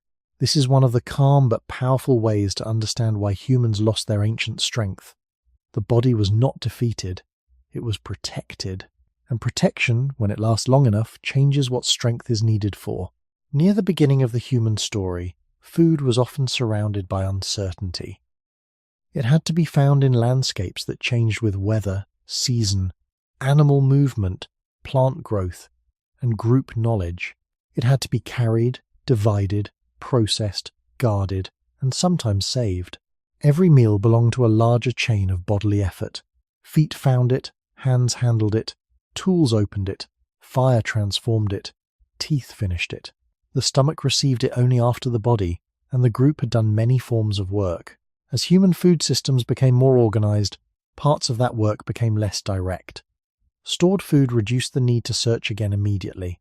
Cooking reduced the resistance of many foods. Grinding and pounding changed hard seeds or grains into forms that could be eaten more easily. Containers made carrying and storing more efficient. Later, in many societies, mills, ovens, kitchens, markets, and eventually factories moved more and more of the meal's difficulty away from the individual body. The result was not simply comfort. It was a new food world, where nourishment could become more reliable for more people, but also less physically demanding at the point of eating. The older body had been shaped by scarcity, texture, and effort. The newer body increasingly met food after human culture had softened it. This did not erase the need for strength everywhere. Farming, grinding, cooking, carrying fuel, drawing water, tending animals, and preparing meals could still be exhausting. Many people, especially across agricultural and early urban societies, worked extremely hard to make food available, but the work was being redistributed. Some bodies did the heavy labor of production, some tools carried the pressure, some techniques preserved the harvest. Some systems moved food across distance. The person who finally ate the meal did not always meet the full original resistance of the food. This is important because the title asks why humans lost their ancient strength, not why humans became useless. The answer is not that food became easy in every sense. The answer is that food became increasingly mediated by tools, fire, storage, labor, and society. The jaw faced less of the old world directly. The teeth faced fewer unaltered textures.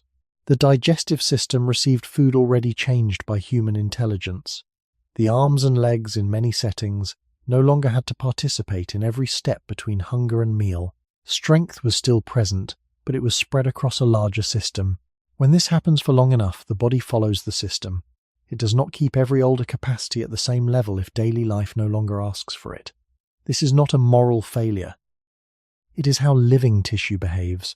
The body adapts to the food it receives, the loads it carries, the surfaces it walks on, and the work it repeats. A softer food world teaches the body different lessons from a tougher one. It can make life safer and more generous, while also making some older forms of strength less necessary. That is the strange balance at the center of this history.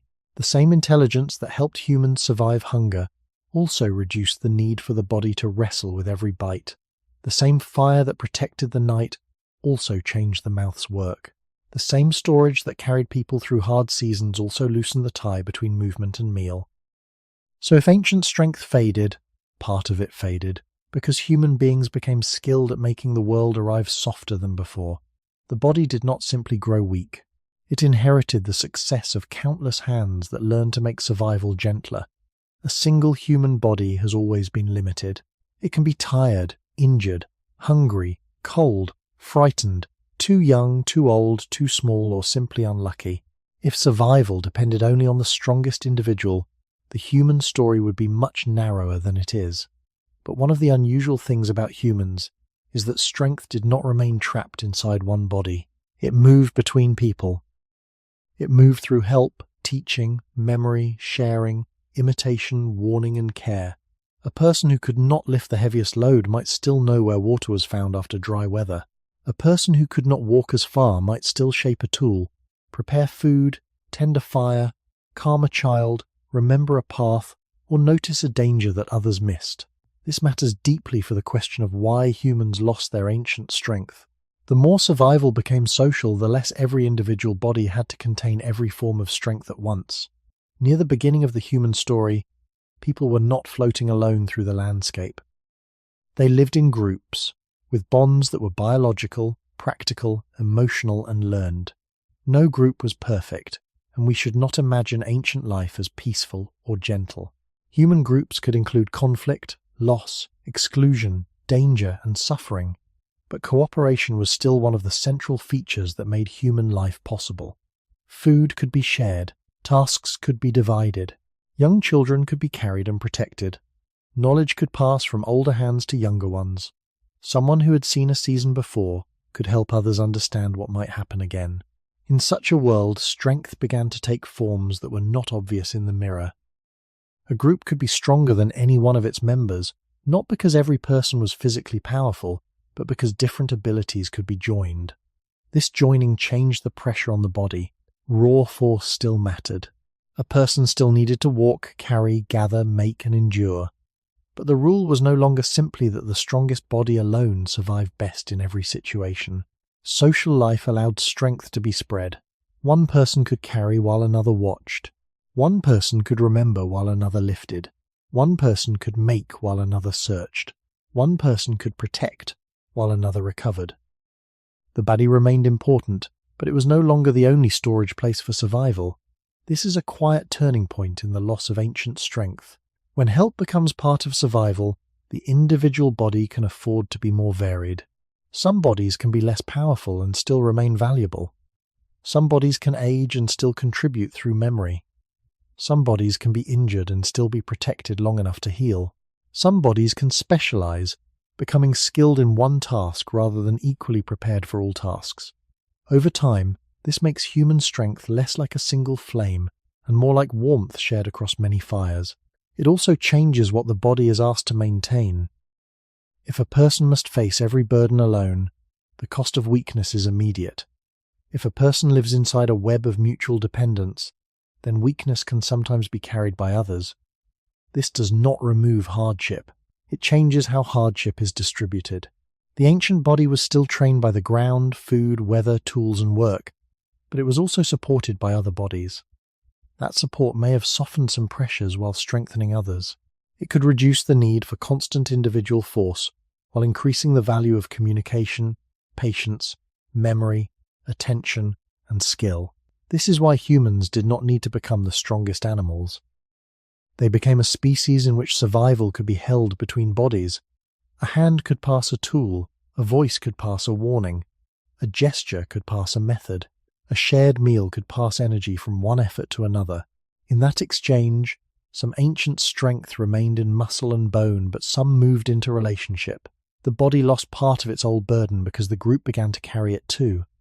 The strength of a human group is not only the sum of its muscles, it is also the sum of what its members know, remember, notice, and pass on. This kind of strength is difficult to see because it does not always leave the same mark as a thick bone or a powerful shoulder. It can live in a remembered path, a learned season, a warning sound, a way of holding a tool, a method for preparing food, a rule about where not to walk, or the quiet knowledge of how to keep children close when danger is near. When we ask why humans lost their ancient strength, this hidden social strength matters because it changed the burden carried by the individual body. A person no longer had to discover everything alone. They could inherit what others had already learned. That inheritance did not make life easy, but it made survival less dependent on raw force alone. Near the beginning of the human story, knowledge could be as practical as muscle. Knowing when a plant was useful, where water might remain, which stone could hold an edge, how smoke behaved in damp air, how animals moved, or how a wound should be protected, could change the chances of living. None of this required a person to be the strongest in the group. It required attention, memory, teaching, patience, and trust. These are not soft abilities in the human story. They are survival abilities. A body that could carry a heavy load was valuable, but a person who remembered where to find something needed after a hard season was also carrying weight, only in a different form. The weight was not on the back. It was in memory. As social life deepened, strength began to live in roles. One person might be better at making tools, another might be better at recognizing tracks, another might be better at preparing hides, gathering certain foods, caring for children, finding materials, tending fire, or reading a familiar landscape. These examples should not be taken as a fixed picture of every ancient group, because human communities have always varied, but the broader idea is stable. Cooperation allowed different capacities to matter. This changed what survival demanded from each body.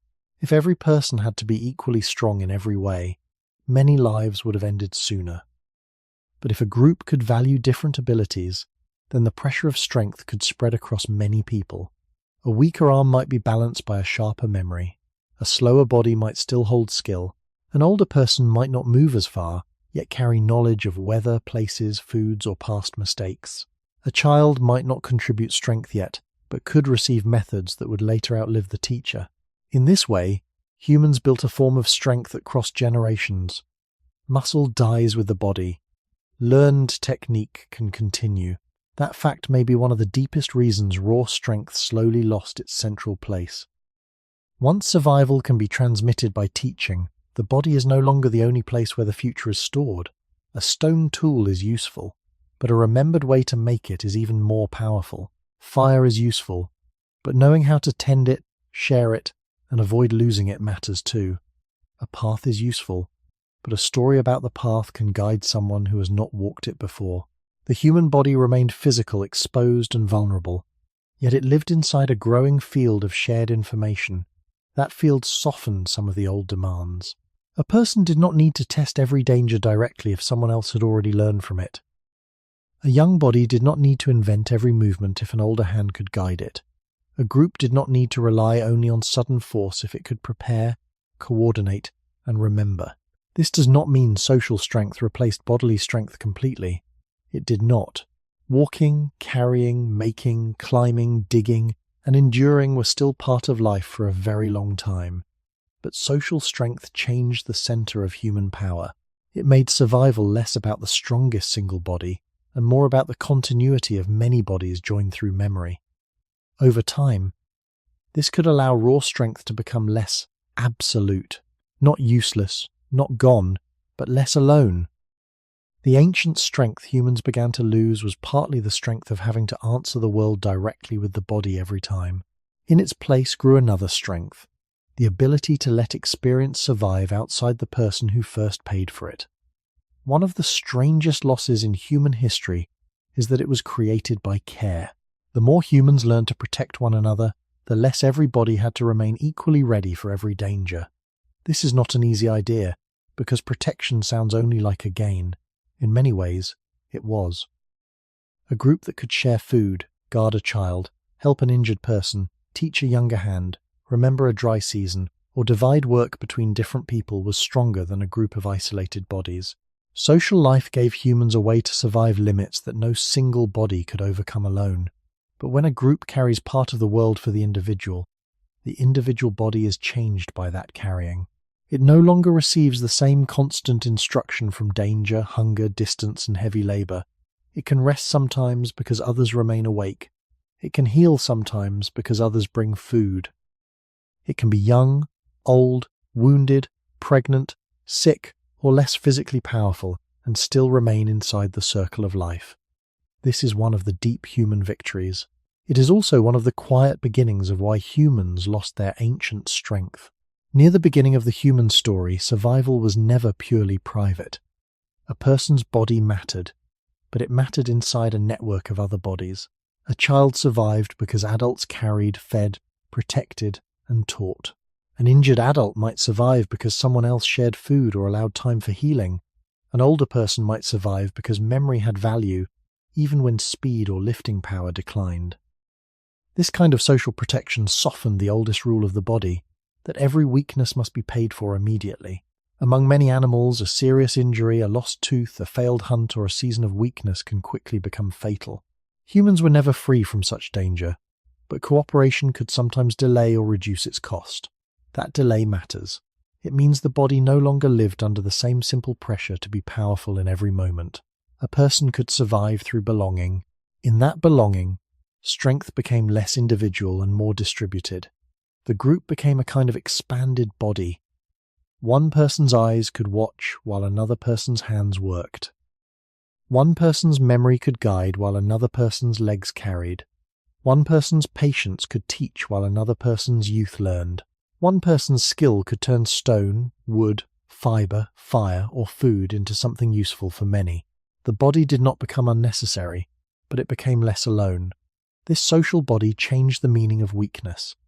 Weakness was no longer always the end of usefulness. A person who lacked one form of strength could carry another form. A slower person could remember. A smaller person could make. A less forceful person could care. A wounded person could recover. A child could learn. An elder could hold experience. In this way, human communities allowed more kinds of bodies to remain part of survival. That was not a failure of the species. It was part of what made the species human, but it also meant that raw strength did not have to remain the only gatekeeper. Over long time, this may have allowed physical power to lose some of its absolute authority. If the strongest body is not the only body that matters, then strength can become more varied. It can move into speech, memory, skill, trust, patience, and shared work. This is why the loss of ancient strength should not be told as a shameful decline. It is also the story of how humans became able to protect fragility. The same social world that made raw strength less decisive also made compassion, teaching, and memory more powerful. Yet the body still carries the trace of the older world. It still has muscles that respond to use, bones that answer load, hands that remember tools, feet that want ground, and a nervous system shaped for movement and attention. The ancient strength did not disappear because humans became careless. It faded partly because humans became less alone. We built a way of life in which the body could survive without answering every hardship by itself. Something was lost in that exchange, but something profoundly human was gained. the ability to let strength live between people, not only inside them. A settled place changes the body before the body notices it. At first, a village, a town, or a city may look like a shelter for human life, and in many ways it is. Walls hold back weather, paths guide the feet, houses gather families, wells, fields, markets, workshops, storehouses, and roads organize the movement of food, water, fuel, tools, and people. These are not small achievements.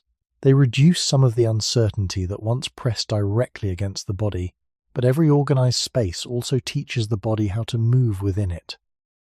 When human life became more settled in many places, the body no longer met the world only as open land, changing terrain, and shifting resources. It began to meet a built environment, a human-shaped landscape where movement followed more repeated routes. The path to water, the path to the field, the path to the workshop, the path between houses, the path through a gate, along a road, beside a wall, into a room. This did not remove physical effort. Many people in settled worlds worked extremely hard. They carried water, lifted stone, cut wood, ground grain, shaped clay, hauled goods, tended animals, dug soil, built walls, repaired roofs, walked long roads, and labored for long hours. But the body's relationship with movement changed again. It was no longer always trained by broad terrain and varied necessity. It was increasingly trained by place, role, craft, and routine. Near the beginning of the human story, movement was often tied to a wide field of survival. The body might follow food, weather, animals, plants, water, stone, wood, shelter, and the needs of the group across a larger landscape. In settled life, many people became anchored to more defined spaces. Their bodies still worked, but they often worked in repeated corridors of life. A potter's hands learned one kind of pressure. A farmer's back learned another. A builder's shoulders learned another. A weaver's fingers learned another. A carrier's legs learned another. A cook's posture. A grinder's arms. A herder's walking. A smith's striking. A sailor's balance. A soldier's training. A trader's journey. All of these could create strong bodies, but not the same body. Strength became more specialized because work became more specialized. This is important for understanding why humans lost their ancient strength. The loss was not simply that cities made people soft. That would be too simple and often untrue. Many urban and village lives were physically demanding, sometimes brutally so. The deeper change was that strength became unevenly distributed across society. In an older, smaller, more mobile group, many people may have needed a wide range of practical abilities: walking, carrying, gathering, making, processing food, watching children, knowing land, and responding to changing conditions. In larger settled societies, tasks could be divided more sharply. Some people worked the body to exhaustion. Others worked in narrower postures. Some handled animals. Some handled tools. Some handled records, trade, ritual planning, or command. Some travelled far. Others remained close to one street, one field, one room, one bench, one grinding stone, one loom, one forge, one household. Human strength did not vanish. It fragmented. It became tied to occupation, class, gender expectations, age, access to food, health, tools, and social position. A person's body increasingly reflected not only the human species, but their place inside a human system. The built environment made this possible. A city can hold many bodies close together without requiring them all to move in the same way. It can concentrate labor in one place and decision-making in another. It can allow one group of people to carry heavy burdens while another group benefits from the carried weight. It can produce strong backs and weak backs in the same generation, strong hands and delicate hands, endurance in one life and stillness in another. This unevenness is one of the quiet historical layers behind the feeling that humans lost ancient strength. The ancient body was never uniform, but settled society made bodily experience even more unequal. Space became organized, and organized space organized muscle. Roads made some journeys easier while increasing trade and carrying. Houses protected people while reducing certain exposures. Workshops trained precise skills while narrowing movement. Markets gathered food while separating eating from the full labor of finding and preparing it. The body entered rooms, schedules, trades, and social roles. It still carried the long inheritance of human movement, but that inheritance was now filtered through walls, streets, occupations, and routines. The loss of ancient strength in this stage of the story was not a single weakening. It was the slow narrowing of the body into the shapes demanded by settled life. A city can contain 100 different bodies inside the same wall, and each body may learn a different version of strength. One person rises before daylight to carry water. Another bends over a field beyond the settlement. Another sits with tools and repeats a delicate movement until the fingers become skilled but the legs remain still. Another walks long roads with goods.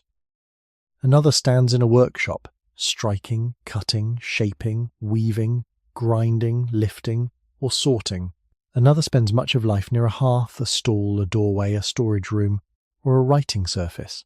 These lives may exist close together, yet they do not train the body in the same way. This is one of the important changes in the long history of human strength. In a more mobile life, many basic demands may be shared across the group. Walking, carrying, gathering, watching, making, adapting to terrain, and responding to weather. In a settled society, the demands can divide. Some people become extremely strong because their work is heavy every day. Others become strong only in narrow ways. Others are spared from much direct labor while depending on the work of bodies around them. Ancient strength does not disappear from such a world. It becomes unequal. It begins to follow occupation, wealth, gender roles, age, health, and social position. Near the beginning of the human story, the body was often taught by a broad landscape. The ground, distance, hunger, tools, fire, shelter, and group movement asked many people to maintain a wide practical readiness. But in villages, towns, and cities, the body could become trained by one place and one duty. A person who grinds grain daily may develop powerful shoulders, hands, and endurance for that movement, while the same repeated posture may wear the body down. A builder may carry stone, clay, timber, or brick until strength and strain become inseparable. A potter may have hands trained to pressure and rotation. A scribe or record keeper in societies that develop such roles may use the eyes, fingers, and attention far more than the legs and back. A trader may travel far, while someone else rarely leaves the same neighborhood. A servant, laborer, farmer, craft worker, guard, sailor, herder, cook, parent, priest, soldier, elder, or child may each inhabit a different physical world, even while belonging to the same society. This variety matters because the question is not whether every human became weaker. That would be false. Some bodies in settled history worked with a level of effort many modern people would find severe, but the old broad requirement of strength was no longer distributed in the same way. The group as a whole could survive while individual bodies specialized. One person could produce food, another could repair tools, another could carry goods, another could store knowledge, another could organize labor, another could defend, trade, cook, build, or care. The strength of society increased, while the strength required of each individual became more dependent on role. This was a major turning point. Human power became more collective and more organized, but the individual body could become less complete in its daily use. A person might be very capable at one repeated task and less prepared for movements outside that task. The hand could become skillful while the hips stiffened. The back could become strong and damaged at the same time. The feet could know a road but not rough land. The shoulders could know a load but not the wide variety of climbing, throwing, reaching, balancing, and carrying that older environments sometimes demanded together. This is how settled life could create both strength and weakness at once. It did not simply soften the body, it divided the body's education. As human spaces became more organized, movement became more organized too. Streets guided the feet, rooms fixed posture, workplaces repeated gestures, fields repeated seasons. Social rank decided who carried and who was carried, who walked and who rode, who lifted and who watched. The body became a record not only of human biology, but of human arrangement. So when modern people look back and imagine ancient strength, They are often sensing a lost wholeness rather than a lost muscle alone. They are sensing that the body once had to answer more of life directly, while later societies allowed strength to be concentrated in some bodies, reduced in others, and hidden inside the system that connected them. The more human life settled into villages, towns, cities, and specialized work, the more uneven the body's old inheritance became. In one household, a person might still carry loads, grind grain, fetch water, prepare food, care for children, repair tools, and move constantly between tasks. In another place, a craft worker might spend years repeating a few skilled gestures until the hands became exact, while the rest of the body remained held in a narrower posture. Somewhere else, a laborer might develop powerful shoulders and a damaged back at the same time. A guard or soldier might train strength deliberately. A trader might learn endurance through travel. A person tied to records, ritual, management, or indoor work might depend more on memory, attention, language, and stillness than on broad movement. These different lives could exist in the same society, sometimes separated by only a wall, a street, a courtyard, or a difference in rank. This is one of the reasons the loss of ancient strength cannot be described as a simple weakening of everyone. Human bodies did not all move in one direction at the same pace. Some became very strong in specific ways. Some became worn down by hard labor. Some were protected from physical demand. Some were shaped by narrow repetition. Some remained close to older patterns of movement because their work still required distance, carrying, animal care, field labor, wood gathering, water carrying, building, or travel. What changed was the shared expectation. Strength was no longer equally central to the daily survival of every body. Near the beginning of the human story, a wider readiness may have been more common because many people had to meet the environment directly through movement, gathering, carrying, making, watching, and adapting. In settled and urban worlds, the environment became filtered through systems. Water might still be heavy, but not everyone carried it. Food might still require hard work, but not everyone grew, harvested, ground, cooked, stored, and guarded it in the same way. Buildings might still require strength, but the person living inside them might never lift the stones or timber. Roads might still demand labor, but later they made travel smoother for others. The human body began to live inside layers of other people's effort. This created a strange separation between survival and direct bodily work. A person could eat without having walked far for food, sleep under a roof without having built it, drink water without having carried it from a distant source, use a tool without knowing how it was made, wear clothing without preparing the fiber or hide. Each separation made life more organized and often safer, but it also placed more of survival outside the immediate body. The body became increasingly dependent on a world of roles. In that world, strength could be outsourced, hidden, inherited, bought, commanded, or built into objects and infrastructure. This did not make the body irrelevant. It made the body historically specific. A body was now shaped not only by species inheritance, but by the place it occupied in a social structure. The ancient question of strength became less about what humans could do in general, and more about what one kind of life kept asking one body to do. A person sitting often became adapted to sitting. A person lifting often became adapted to lifting, and sometimes injured by it. A person walking long routes became adapted to distance. A person repeating small, precise work became adapted to precision. The body remained responsive, but its responses became narrower because its instructions became narrower. This narrowing helps explain why modern people can feel disconnected from older human strength. It is not only that machines arrived later, or that comfort increased. It is that human society had already learned to divide the physical world into tasks, roles, buildings, paths, and routines. The whole body no longer had to be the whole answer. Some of its old abilities could sleep because someone else, something else, or some system was carrying that piece of survival.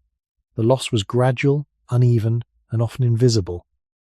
It happened not only when people stopped working hard, but when work became divided so finely that many bodies no longer needed to remain broadly prepared. The ancient body had once belonged more directly to ground, weather, distance, food, and tool. The settled body belonged more and more to rooms, trades, schedules, streets, and social position. And with each layer of organization, human strength became less like a common inheritance used by all, and more like a pattern assigned by the world people had built around themselves. The modern world did not begin the loss of ancient strength, but it made the loss easier to feel. Machines, chairs, vehicles, elevators, smooth floors, artificial light, heating, cooling, packaged food, and digital work did not create a new human body from nothing. They surrounded an old human body with a new kind of environment. This difference is important. If we blame only modern comfort, we miss the longer story that has already passed through tools, fire, farming, storage, settlement, specialization, and social systems. But if we ignore modern comfort, we miss the stage where the distance between body and world becomes especially wide. The body still carries the inheritance of walking, gripping, carrying, balancing, chewing, watching, making, and enduring. Yet many modern spaces ask for only a thin part of that inheritance each day. A person can wake under a roof, touch a switch for light, turn a handle for water, sit to travel, sit to work, sit to eat, sit to rest, and sleep on a surface carefully designed to remove pressure from the body. None of these things are evil. They are human protections. They save time, reduce pain, increase safety, and allow many people to live with less exposure to danger, weather, and exhaustion. But protection always teaches the body something. It teaches the body that many old answers are no longer required. Near the beginning of the human story, the body had to meet the world more directly. Distance belonged to the legs. Water belonged to the arms and back. Food belonged to walking, searching, processing, chewing, and sharing. Warmth belonged to fire, shelter, clothing, fuel, and group effort. Darkness belonged to caution, rest, fear, memory, and the limits of the eye. In the modern world, many of these demands are carried by systems. Pipes carry water, roads and engines carry distance, buildings carry climate, markets carry food, electricity carries light, machines carry weight, screens carry information. The individual body is still alive inside all of this, but it is no longer the main worker in many daily exchanges with the environment. This is where ancient strength becomes quiet. The muscles may not be called upon, the bones may not be loaded in varied ways, the feet may not solve difficult ground, the lungs may not keep rhythm with long movement, the hands may repeat small gestures instead of a broad range of gripping, lifting, scraping, tying, shaping, and carrying. The eyes may search glowing surfaces more than landscapes. The nervous system may hold stress while the body remains still. This creates a strange modern condition. Effort can become mental, social, emotional, and time-bound, while the large body waits. A person can feel exhausted without having moved much. That kind of tiredness can feel confusing, because the older body plan expects effort and recovery to be more closely tied to movement. In a chair-bound life, fatigue may gather, while muscles remain underused. The body is not failing in a simple way. It is receiving mixed instructions. It is asked to stay alert, respond quickly, manage information, sit for long periods, and then suddenly perform as if it had been living a more physical life all along. The loss of ancient strength becomes visible in that mismatch. A short climb feels heavier than it should. A load feels surprising. A day on the ground feels uncomfortable. A long walk becomes an event instead of a normal thread through life. But this is not proof that humans have become worthless or broken. It is proof that the world around the body has changed faster than the body's deep inheritance. Modern machines did not erase ancient strength by themselves. They revealed how much of that strength had depended on being used. They completed a long movement that began when humans first learned to place survival outside the flesh. The machine is only the latest and most powerful version of the tool. Like the stone edge, the container, the shelter, the road, and the stored harvest, it shifts effort away from the body. The difference is scale. A stone tool changes the hand. A vehicle changes distance. A thermostat changes cold and heat. An elevator changes climbing. A screen changes attention. A delivery system changes hunger. The body remains human, but the world now answers many questions before the body has to speak. That is why ancient strength feels lost most sharply in the modern age, not because this age began the story, but because it made the old silence louder. The modern body lives inside a strange kind of safety. It is protected from many of the pressures that once trained it, yet it still carries the structure of a body made for pressure. This is why comfort can feel so confusing. A warm room is good. A soft bed is good. Clean water, stored food, vehicles, medicine, strong roofs, smooth roads, and machines that spare the back are human achievements, not mistakes. They have prevented suffering and allowed many more kinds of people to live longer, safer lives. But the body does not only measure whether life is better, it measures what it is asked to do. And in many modern settings, the body is asked to do far less with its full range. The feet may walk from room to room, but rarely over roots, stones, slopes, mud, sand, or long uncertain paths. The hands may move constantly, but often through narrow motions on flat surfaces, handles, screens, and keys. The spine may carry the head for hours, but often from a chair rather than through changing postures. The lungs breathe, but they may rarely follow the long rhythm of distance. The skin feels temperature, but walls and climate control hold back much of the weather before the body has to respond. Near the beginning of the human story, the body learned from a world that pushed back directly. It learned that ground was uneven, that food required effort, that warmth required gathering and guarding, that water had weight, that distance had to be crossed by legs, and that rest came after use. Modern life often reverses that lesson. Rest can come before use. Food can arrive before hunger has led the body anywhere. Warmth can appear without fuel. Distance can disappear while the body remains seated. Light can stay long after darkness. This does not make modern humans bad or lazy. It means the environment has become so effective at serving the body that the body receives fewer old instructions. A chair tells the hips one story. A road tells the feet another. A car tells the legs that distance is not always their problem. An elevator tells the heart and thighs that height can be handled without climbing. A mattress tells the spine that the ground no longer needs to be negotiated.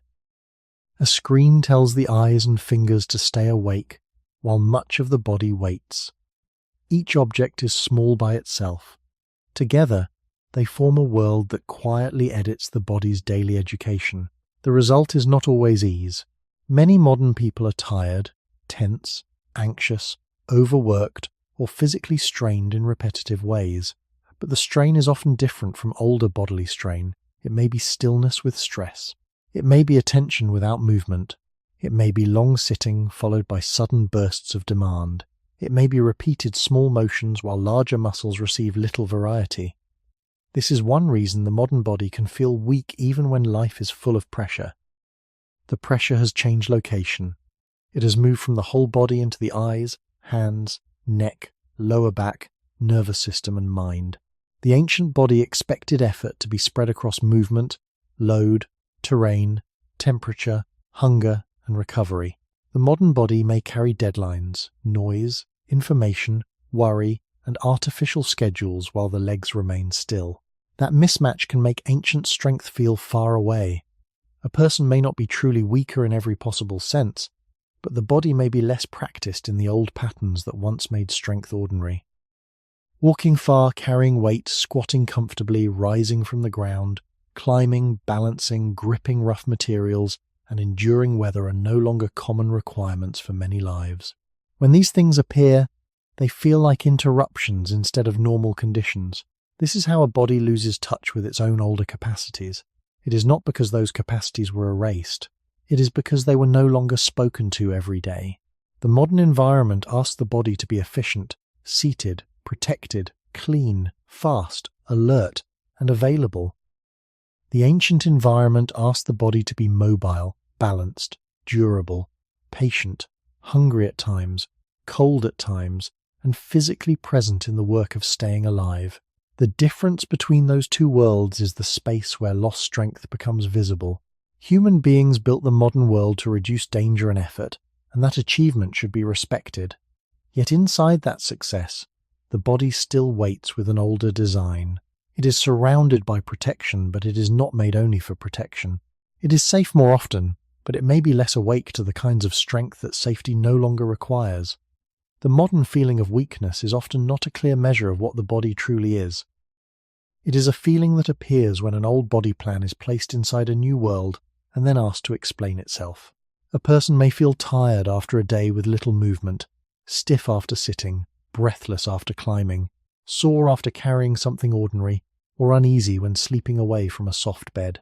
These feelings can seem like proof that humans have fallen far from ancient strength, but the deeper explanation is more careful. The body has not lost its entire inheritance. It has lost many of the daily situations that once kept that inheritance active. Near the beginning of the human story, strength was often woven into the pattern of life before anyone named it. The body walked because distance stood between the group and what it needed. It carried because water, food, fuel, tools, and children had weight. It balanced because the ground was not designed for the foot. It squatted, reached, climbed, lifted, gripped, chewed, watched, waited, and endured because the world did not quietly remove those tasks. In much of modern life, these same actions become optional, occasional, or symbolic. Walking becomes exercise, carrying becomes inconvenience, climbing becomes a choice between stairs and an elevator, ground sitting becomes unusual, weather becomes something kept outside. Hunger becomes scheduled around availability rather than around search. The body is still capable of learning, adapting, and becoming stronger where it is used, but the ordinary rhythm that once trained it has been broken into separate fragments. This is why the modern stage does not create the whole story, but it exposes it. It shows what happens when a body shaped by long histories of movement is placed in an environment that solves many physical problems before the body arrives. A chair is not just an object. It is a daily message to the hips, spine, knees, and feet. A vehicle is not just transport. It is a message to the legs that distance can be crossed without their long participation. A screen is not just information. It is a message to the eyes, hands, neck, and attention to stay active while the rest of the body remains still. A thermostat is not just comfort. It is a message to the skin that heat and cold have been partly negotiated by walls and machines. These messages do not destroy the body, but they educate it. They tell it which capacities are needed and which can rest. Over time, the body becomes fluent in the world it repeats. If the repeated world is narrow, the body becomes narrow in its readiness. This helps explain why many people can feel both protected and fragile. The modern world reduces many dangers, yet it may also reduce the ordinary practice of meeting resistance. A person can live under roofs, behind glass, on flat floors, inside vehicles, beside stored food, under controlled light, and still carry stress, pain, fatigue, and a sense that the body is not fully awake. That feeling is not imaginary. It may come from the mismatch between the body's old expectations and the environment's new instructions. The ancient body expected fatigue after movement, hunger after search, warmth after effort, rest after use, and sleep after a day in which the senses had met: land, weather, people, tools, and work. The modern body may receive fatigue from attention, tension, deadlines, noise, and stillness. It may become tired without being physically spent. It may become restless without having moved enough to rest deeply. It may become sore, not from broad use, but from repeated positions and small locked patterns. This is a different kind of burden. It is not the heavy world of the ancient body. It is a managed world that can still strain the body by underusing much of it while overusing a few parts. So when we say humans lost their ancient strength, the modern age shows the final shape of a very long exchange. We placed more strength into roads, pipes, engines, buildings, machines, storage, medicine, electricity, and systems. We made life safer in many ways, and that gain should not be dismissed. But the body, spared from many old pressures, became less practiced in answering them. Ancient strength did not disappear because the body forgot how to be human. It became quiet because the world stopped asking the old questions every day. The body keeps records in places we rarely think to read. A bone is not only a hard support beneath the skin. A muscle is not only something that contracts when we ask it to move. A tendon is not only a cord between tissue and force. These parts of the body are living archives of use, pressure, rest, strain, repair, and repetition. They do not remember in the way a mind remembers. They remember by changing. When load passes through bone again and again, bone can respond. When muscle is asked to work often, it can maintain or grow its capacity. When a movement is practiced over years, the nervous system becomes more efficient at guiding it. When a posture is repeated too narrowly, the body also learns that narrowness. This is why the story of lost ancient strength eventually has to return to the physical traces left inside the body itself. Near the beginning of the human story, strength was not an abstract quality. It was pressed into the body by walking, carrying, gripping, balancing, lifting, crouching, climbing, chewing, making, and recovering. The body was not merely alive in an environment. It was being shaped by that environment every day. Rough ground placed questions into the ankles and feet. Distance placed questions into the legs and lungs. Loads placed questions into the spine, shoulders, hips, and hands. Food preparation placed questions into the jaw, arms, fingers, and posture. Tools placed questions into grip, aim, rhythm, and control. Social life placed questions into endurance, attention, and the ability to coordinate with others. These questions did not produce one universal ancient body, and it would be wrong to imagine they did. Human beings lived in many environments, with different foods, tools, climates, risks, and social arrangements. But the broad principle remains clear: bodies respond to repeated demand. This principle helps explain why ancient strength can leave signs in bones and movement patterns, and why modern bodies can feel different when those demands disappear. Archaeologists and biological anthropologists often study bones, teeth, joints, tool marks, settlement patterns, and other traces to understand how people may have lived and moved. Such evidence must be treated carefully, because a bone does not give us a complete biography. It cannot tell us every task a person performed, every injury they felt, or every day they endured. But it can suggest patterns of loading, diet, wear, growth, disease, and activity. It can show that the body is not separate from history. A skeleton is not only the remains of one person, it is also a quiet meeting point between biology and way of life. When ways of life changed, bodies changed with them. As human societies moved through tools, fire, farming, settlement, specialization, and machines, the body received new instructions. Some instructions became heavier, some became lighter. Some became narrower, some became less common. A person grinding grain for years might carry one kind of record in shoulders, arms, teeth, or joints. A person walking long distances across uneven land might carry another. A person sitting for long hours in a modern workspace carries another still. None of these records are simple labels of strength or weakness. They are traces of relationship. They show how the body negotiates with the world it inhabits. This is why modern weakness, when it appears, should not be treated as a private moral failure. A tired back, a weak grip, stiff hips, shallow endurance, or discomfort on hard ground can be understood as signs that the body has been educated by a different world. It may not have been asked to carry, squat, climb, balance, chew, walk, and work in the wide pattern that older life often required. The body has not betrayed its human past. It has adapted to its present, but adaptation is always specific. A body adapted to stillness may not be ready for distance. A body adapted to smooth floors may hesitate on rough ground. A body adapted to soft food may not meet the same chewing resistance. A body adapted to mental strain may feel exhausted while large muscles wait unused. The ancient strength remains visible not as a lost treasure we can perfectly recover, but as a reminder that the body is responsive. It answers load, absence, texture, posture, rhythm, and time. If humans lost their ancient strength, part of that loss is written in the simple fact that living tissue follows the world it repeats. When pressure disappears, the body does not announce the change immediately. It does not wake one morning and declare that an older strength has been removed. It simply begins to follow the new pattern. A muscle that is rarely challenged becomes less costly to maintain at a high level. A bone that receives less varied loading no longer receives the same signal to remain dense and responsive in the same way. A joint that moves through only a narrow range becomes familiar with that narrowness. A foot that spends most of its life on flat surfaces loses daily conversation with roots, stones, slopes, mud, sand, and uneven ground.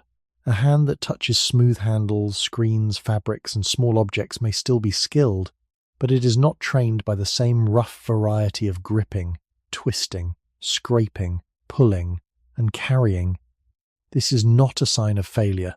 It is the body doing what living tissue does. It saves energy. It adapts to repetition. It becomes good at the world it is given. Near the beginning of the human story, the world gave the body a wider physical education. Distance trained the legs and breath. Loads trained the back, shoulders, hips, and hands. Ground trained the feet and balance. Food preparation trained the jaw, arms, posture, and patience. Tools trained grip, control, and attention. Weather trained endurance, caution, and cooperation. None of these pressures were gentle simply because they were natural. They could injure, exhaust, and wear people down. But they also kept many older capacities in regular use. When a body lives inside such a world, strength is not a separate project. It is a daily answer. In many modern lives, that answer is no longer asked for in the same broad way.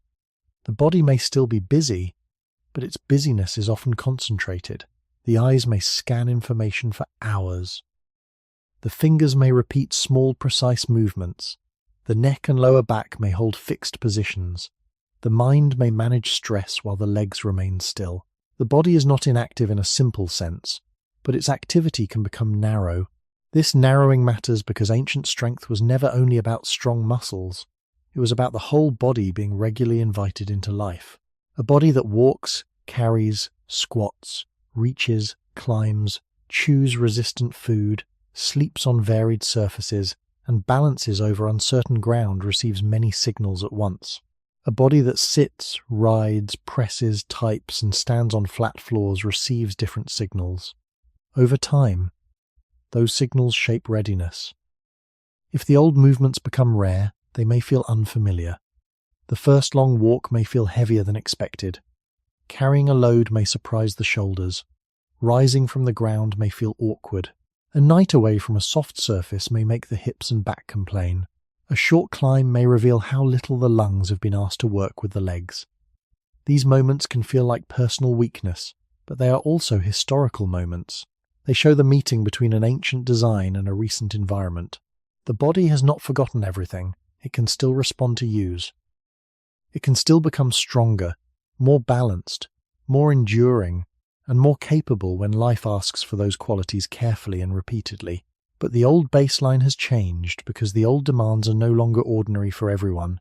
This is the quiet meaning of losing ancient strength. It is not the extinction of human capacity.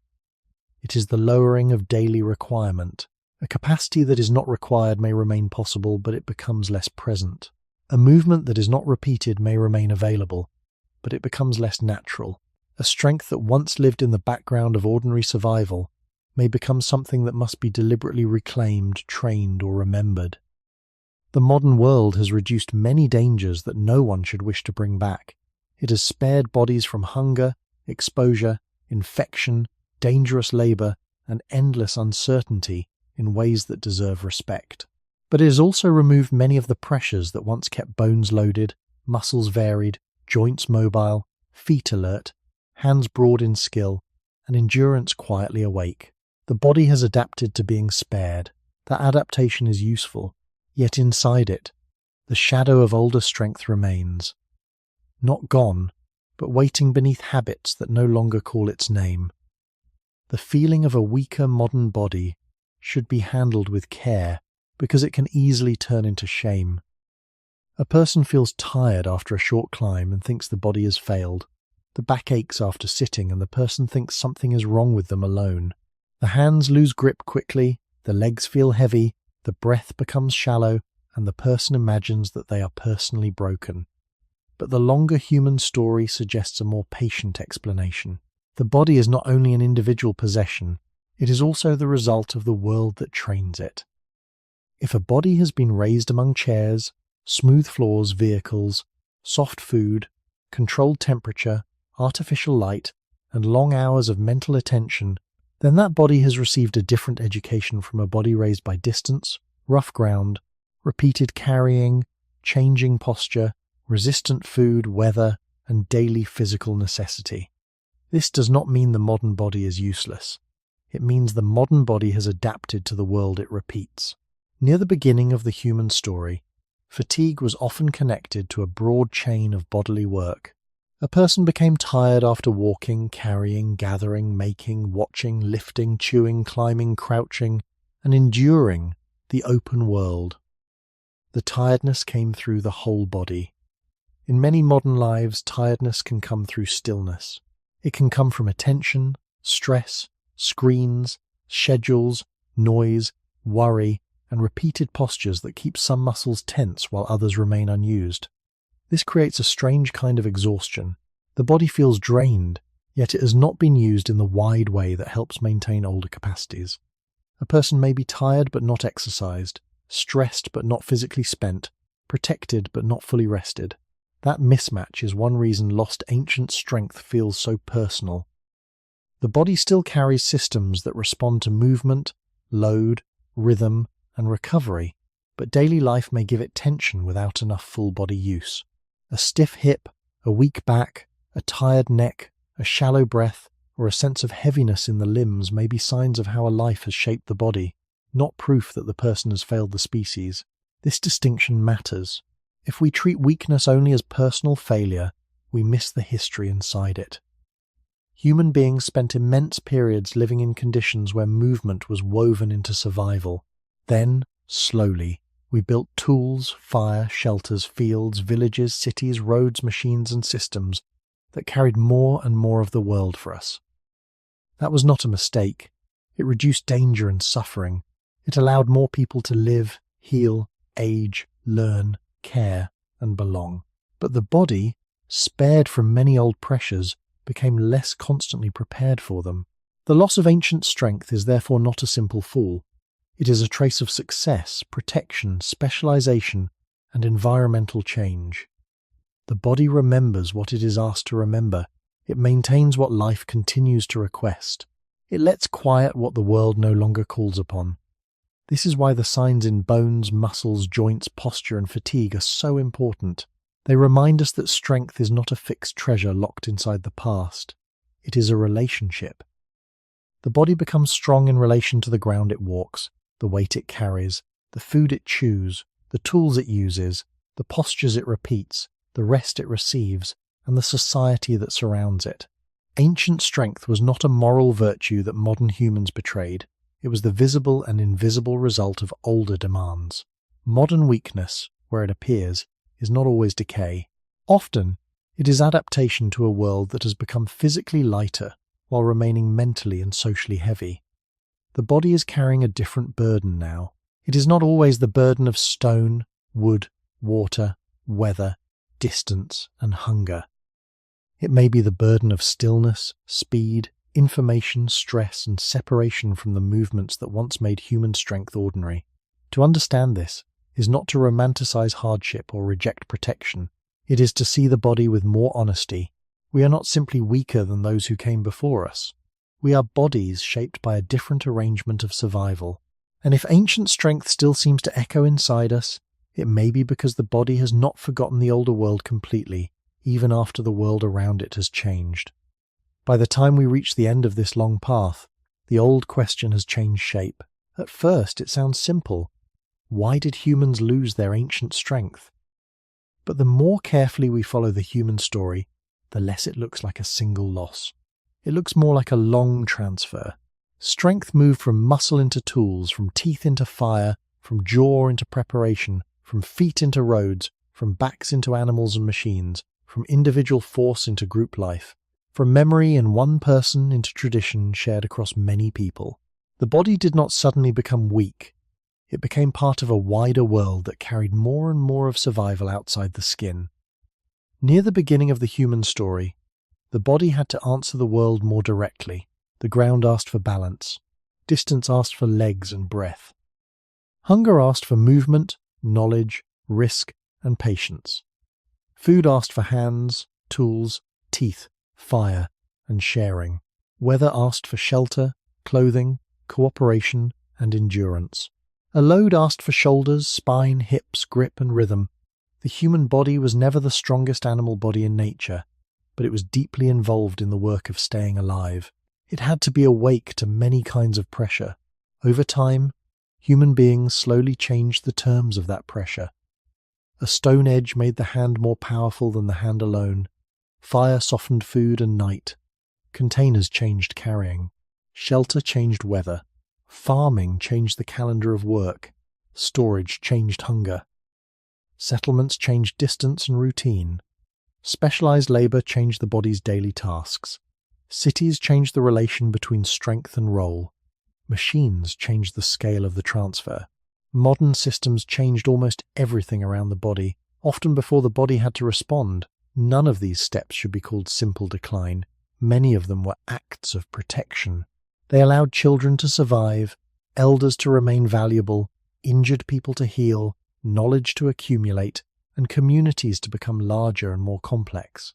The loss of ancient strength was tied to a gain in human care. That is why the story must be told gently. It would be wrong to say the modern body is only worse. It would also be wrong to say nothing was lost. Something did become quieter. The daily need for broad movement, varied loading, rough ground, resistant food, long carrying, deep squatting, climbing, gripping, balancing, and enduring the open environment became less central for many people. The body adapted to that change because the body always adapts. It follows what is repeated. It maintains what is requested. It lets unused capacities retreat when the world no longer calls for them. This is not shameful. It is biological honesty. A body raised in a protected environment will not feel the same as a body raised by constant physical necessity. A body that sits for long hours will not receive the same instruction as a body that walks, carries, bends, lifts, and balances through most of its day. A jaw that meets soft food will not live the same life as a jaw that meets harder textures. A foot that meets flat floors will not learn the same world as a foot that meets stones, roots, slopes, mud, and uneven land. And yet the old inheritance has not vanished completely. It remains in the shape of our hands, the balance of our spine, the responsiveness of muscle and bone, the restlessness that can follow too much stillness, and the strange relief many people feel when the body is allowed to move in a fuller way. Humans lost some ancient strength because we learned to survive without spending it every day. We place strength into objects, shelters, food systems, shared memory, and social care. We became less dependent on raw power and more dependent on relationships, skill, planning, and protection. The ancient body did not simply disappear behind modern life. It became quieter beneath it, like an older language still present in the mouth, rarely spoken but not fully gone. The value of this story is not that it lets us judge the modern body. It is that it helps us understand the modern body more kindly. Many people live with a quiet disappointment in their own physical selves. They feel weak, tired, stiff, heavy, sore, restless, or strangely disconnected from the body they imagine humans were meant to have. They may look at the past and believe that ancient people were simply better, harder, stronger, and more complete. But that thought is too simple, and it can become unfair. The body you carry now is not only the result of personal choices. It is the result of a very long history of protection, invention, settlement, specialization, comfort, pressure, and change. It was shaped by a world that gradually moved survival away from the bare body and into the things humans built around it. Near the beginning of the human story, strength was not a lifestyle. It was not an identity. It was not a personal project. It was the ordinary price of moving through a world that asked the body to participate in almost everything. The feet participated in food. The hands participated in shelter. The back participated in warmth. The jaw participated in survival. The eyes participated in distance and danger. The whole body lived closer to necessity. Modern life often separates these things. Food may arrive without the feet. Warmth may arrive without fuel. Light may arrive without fire. Distance may be crossed without walking. Work may exhaust the mind while leaving the legs still. The body is still ancient in its design, but the environment has become recent in its demands. That difference is not a reason for shame. It is a reason for understanding. When a modern person feels weak, it may not mean the body has failed. It may mean the body has been asked to live in a narrow way. When the back aches after stillness, it may not be proof of personal ruin. It may be a sign that the body was not built only for one repeated posture. When a short climb feels difficult, it may not mean the old human strength is gone forever. It may mean that strength has not been called upon often enough to remain awake. Living tissue is humble. It does not preserve every ability at its highest level without use. It follows the world. It listens to repetition. It learns what daily life keeps teaching. This can be unsettling, but it is also hopeful. If the loss of ancient strength came partly from changed conditions, then weakness is not a permanent identity. It is a relationship between body and world. The body is responsive. It can still answer movement, load, breath, balance, texture, rest, and time. That does not mean anyone should romanticize hardship, reject medicine, or wish to return to hunger, danger, injury, and exposure. The ancient world was not a cure for the modern body. It was often harsh, uncertain, and unforgiving. The lesson is not that we should become ancient again. The lesson is that protection has a cost when it removes too much of the body's ordinary participation in life. A good life may need both shelter and movement, both safety and use, both rest and the small daily pressures that remind the body what it is. The educational value of this history is quiet but important. Human strength was never only muscle. It was the meeting of body, land, tool, food, memory, and care. We did not lose ancient strength because we became worthless. We moved much of it into the world outside us. We put it into roads, houses, fire, crops, machines, knowledge, communities, and systems that make life less dangerous. But if too much strength lives outside the body may begin to feel like a guest in its own history. To understand this is to look at the body without contempt. It is to see tiredness, stiffness, and fragility as messages from a long inheritance meeting a changed world. The modern body is not a mistake. It is a living record of human success and human trade-off. It carries both the gain of protection and the silence of unused strength. And perhaps that is where the story becomes most useful. It invites us not to worship the ancient body and not to despise the modern one, but to remember that every human body is still part of a much older conversation with the world. If humans lost their ancient strength, the final meaning is not that the past was pure and the present is broken. The final meaning is that strength has always followed necessity. When the world was heavier, the body had to answer more often with bone, muscle, breath, grip, balance, chewing, walking, carrying, and endurance. When the world became more protected, organized, and mediated by tools, the body no longer had to answer in the same direct way. This was not a simple fall. It was the long price of becoming a species that could protect itself from the full force of the world. Near the beginning of the human story, the body stood closer to land, weather, food, hunger, darkness, distance, and danger. It had fewer buffers between itself and the conditions of life. The feet knew the ground because they had to.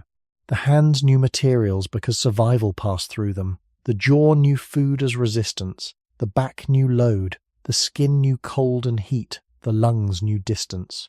The senses knew the open world as something that had to be watched, remembered, and understood. Over time, humans did something extraordinary. They moved pieces of that burden outward. They made tools to carry force. They made fire to change food and night.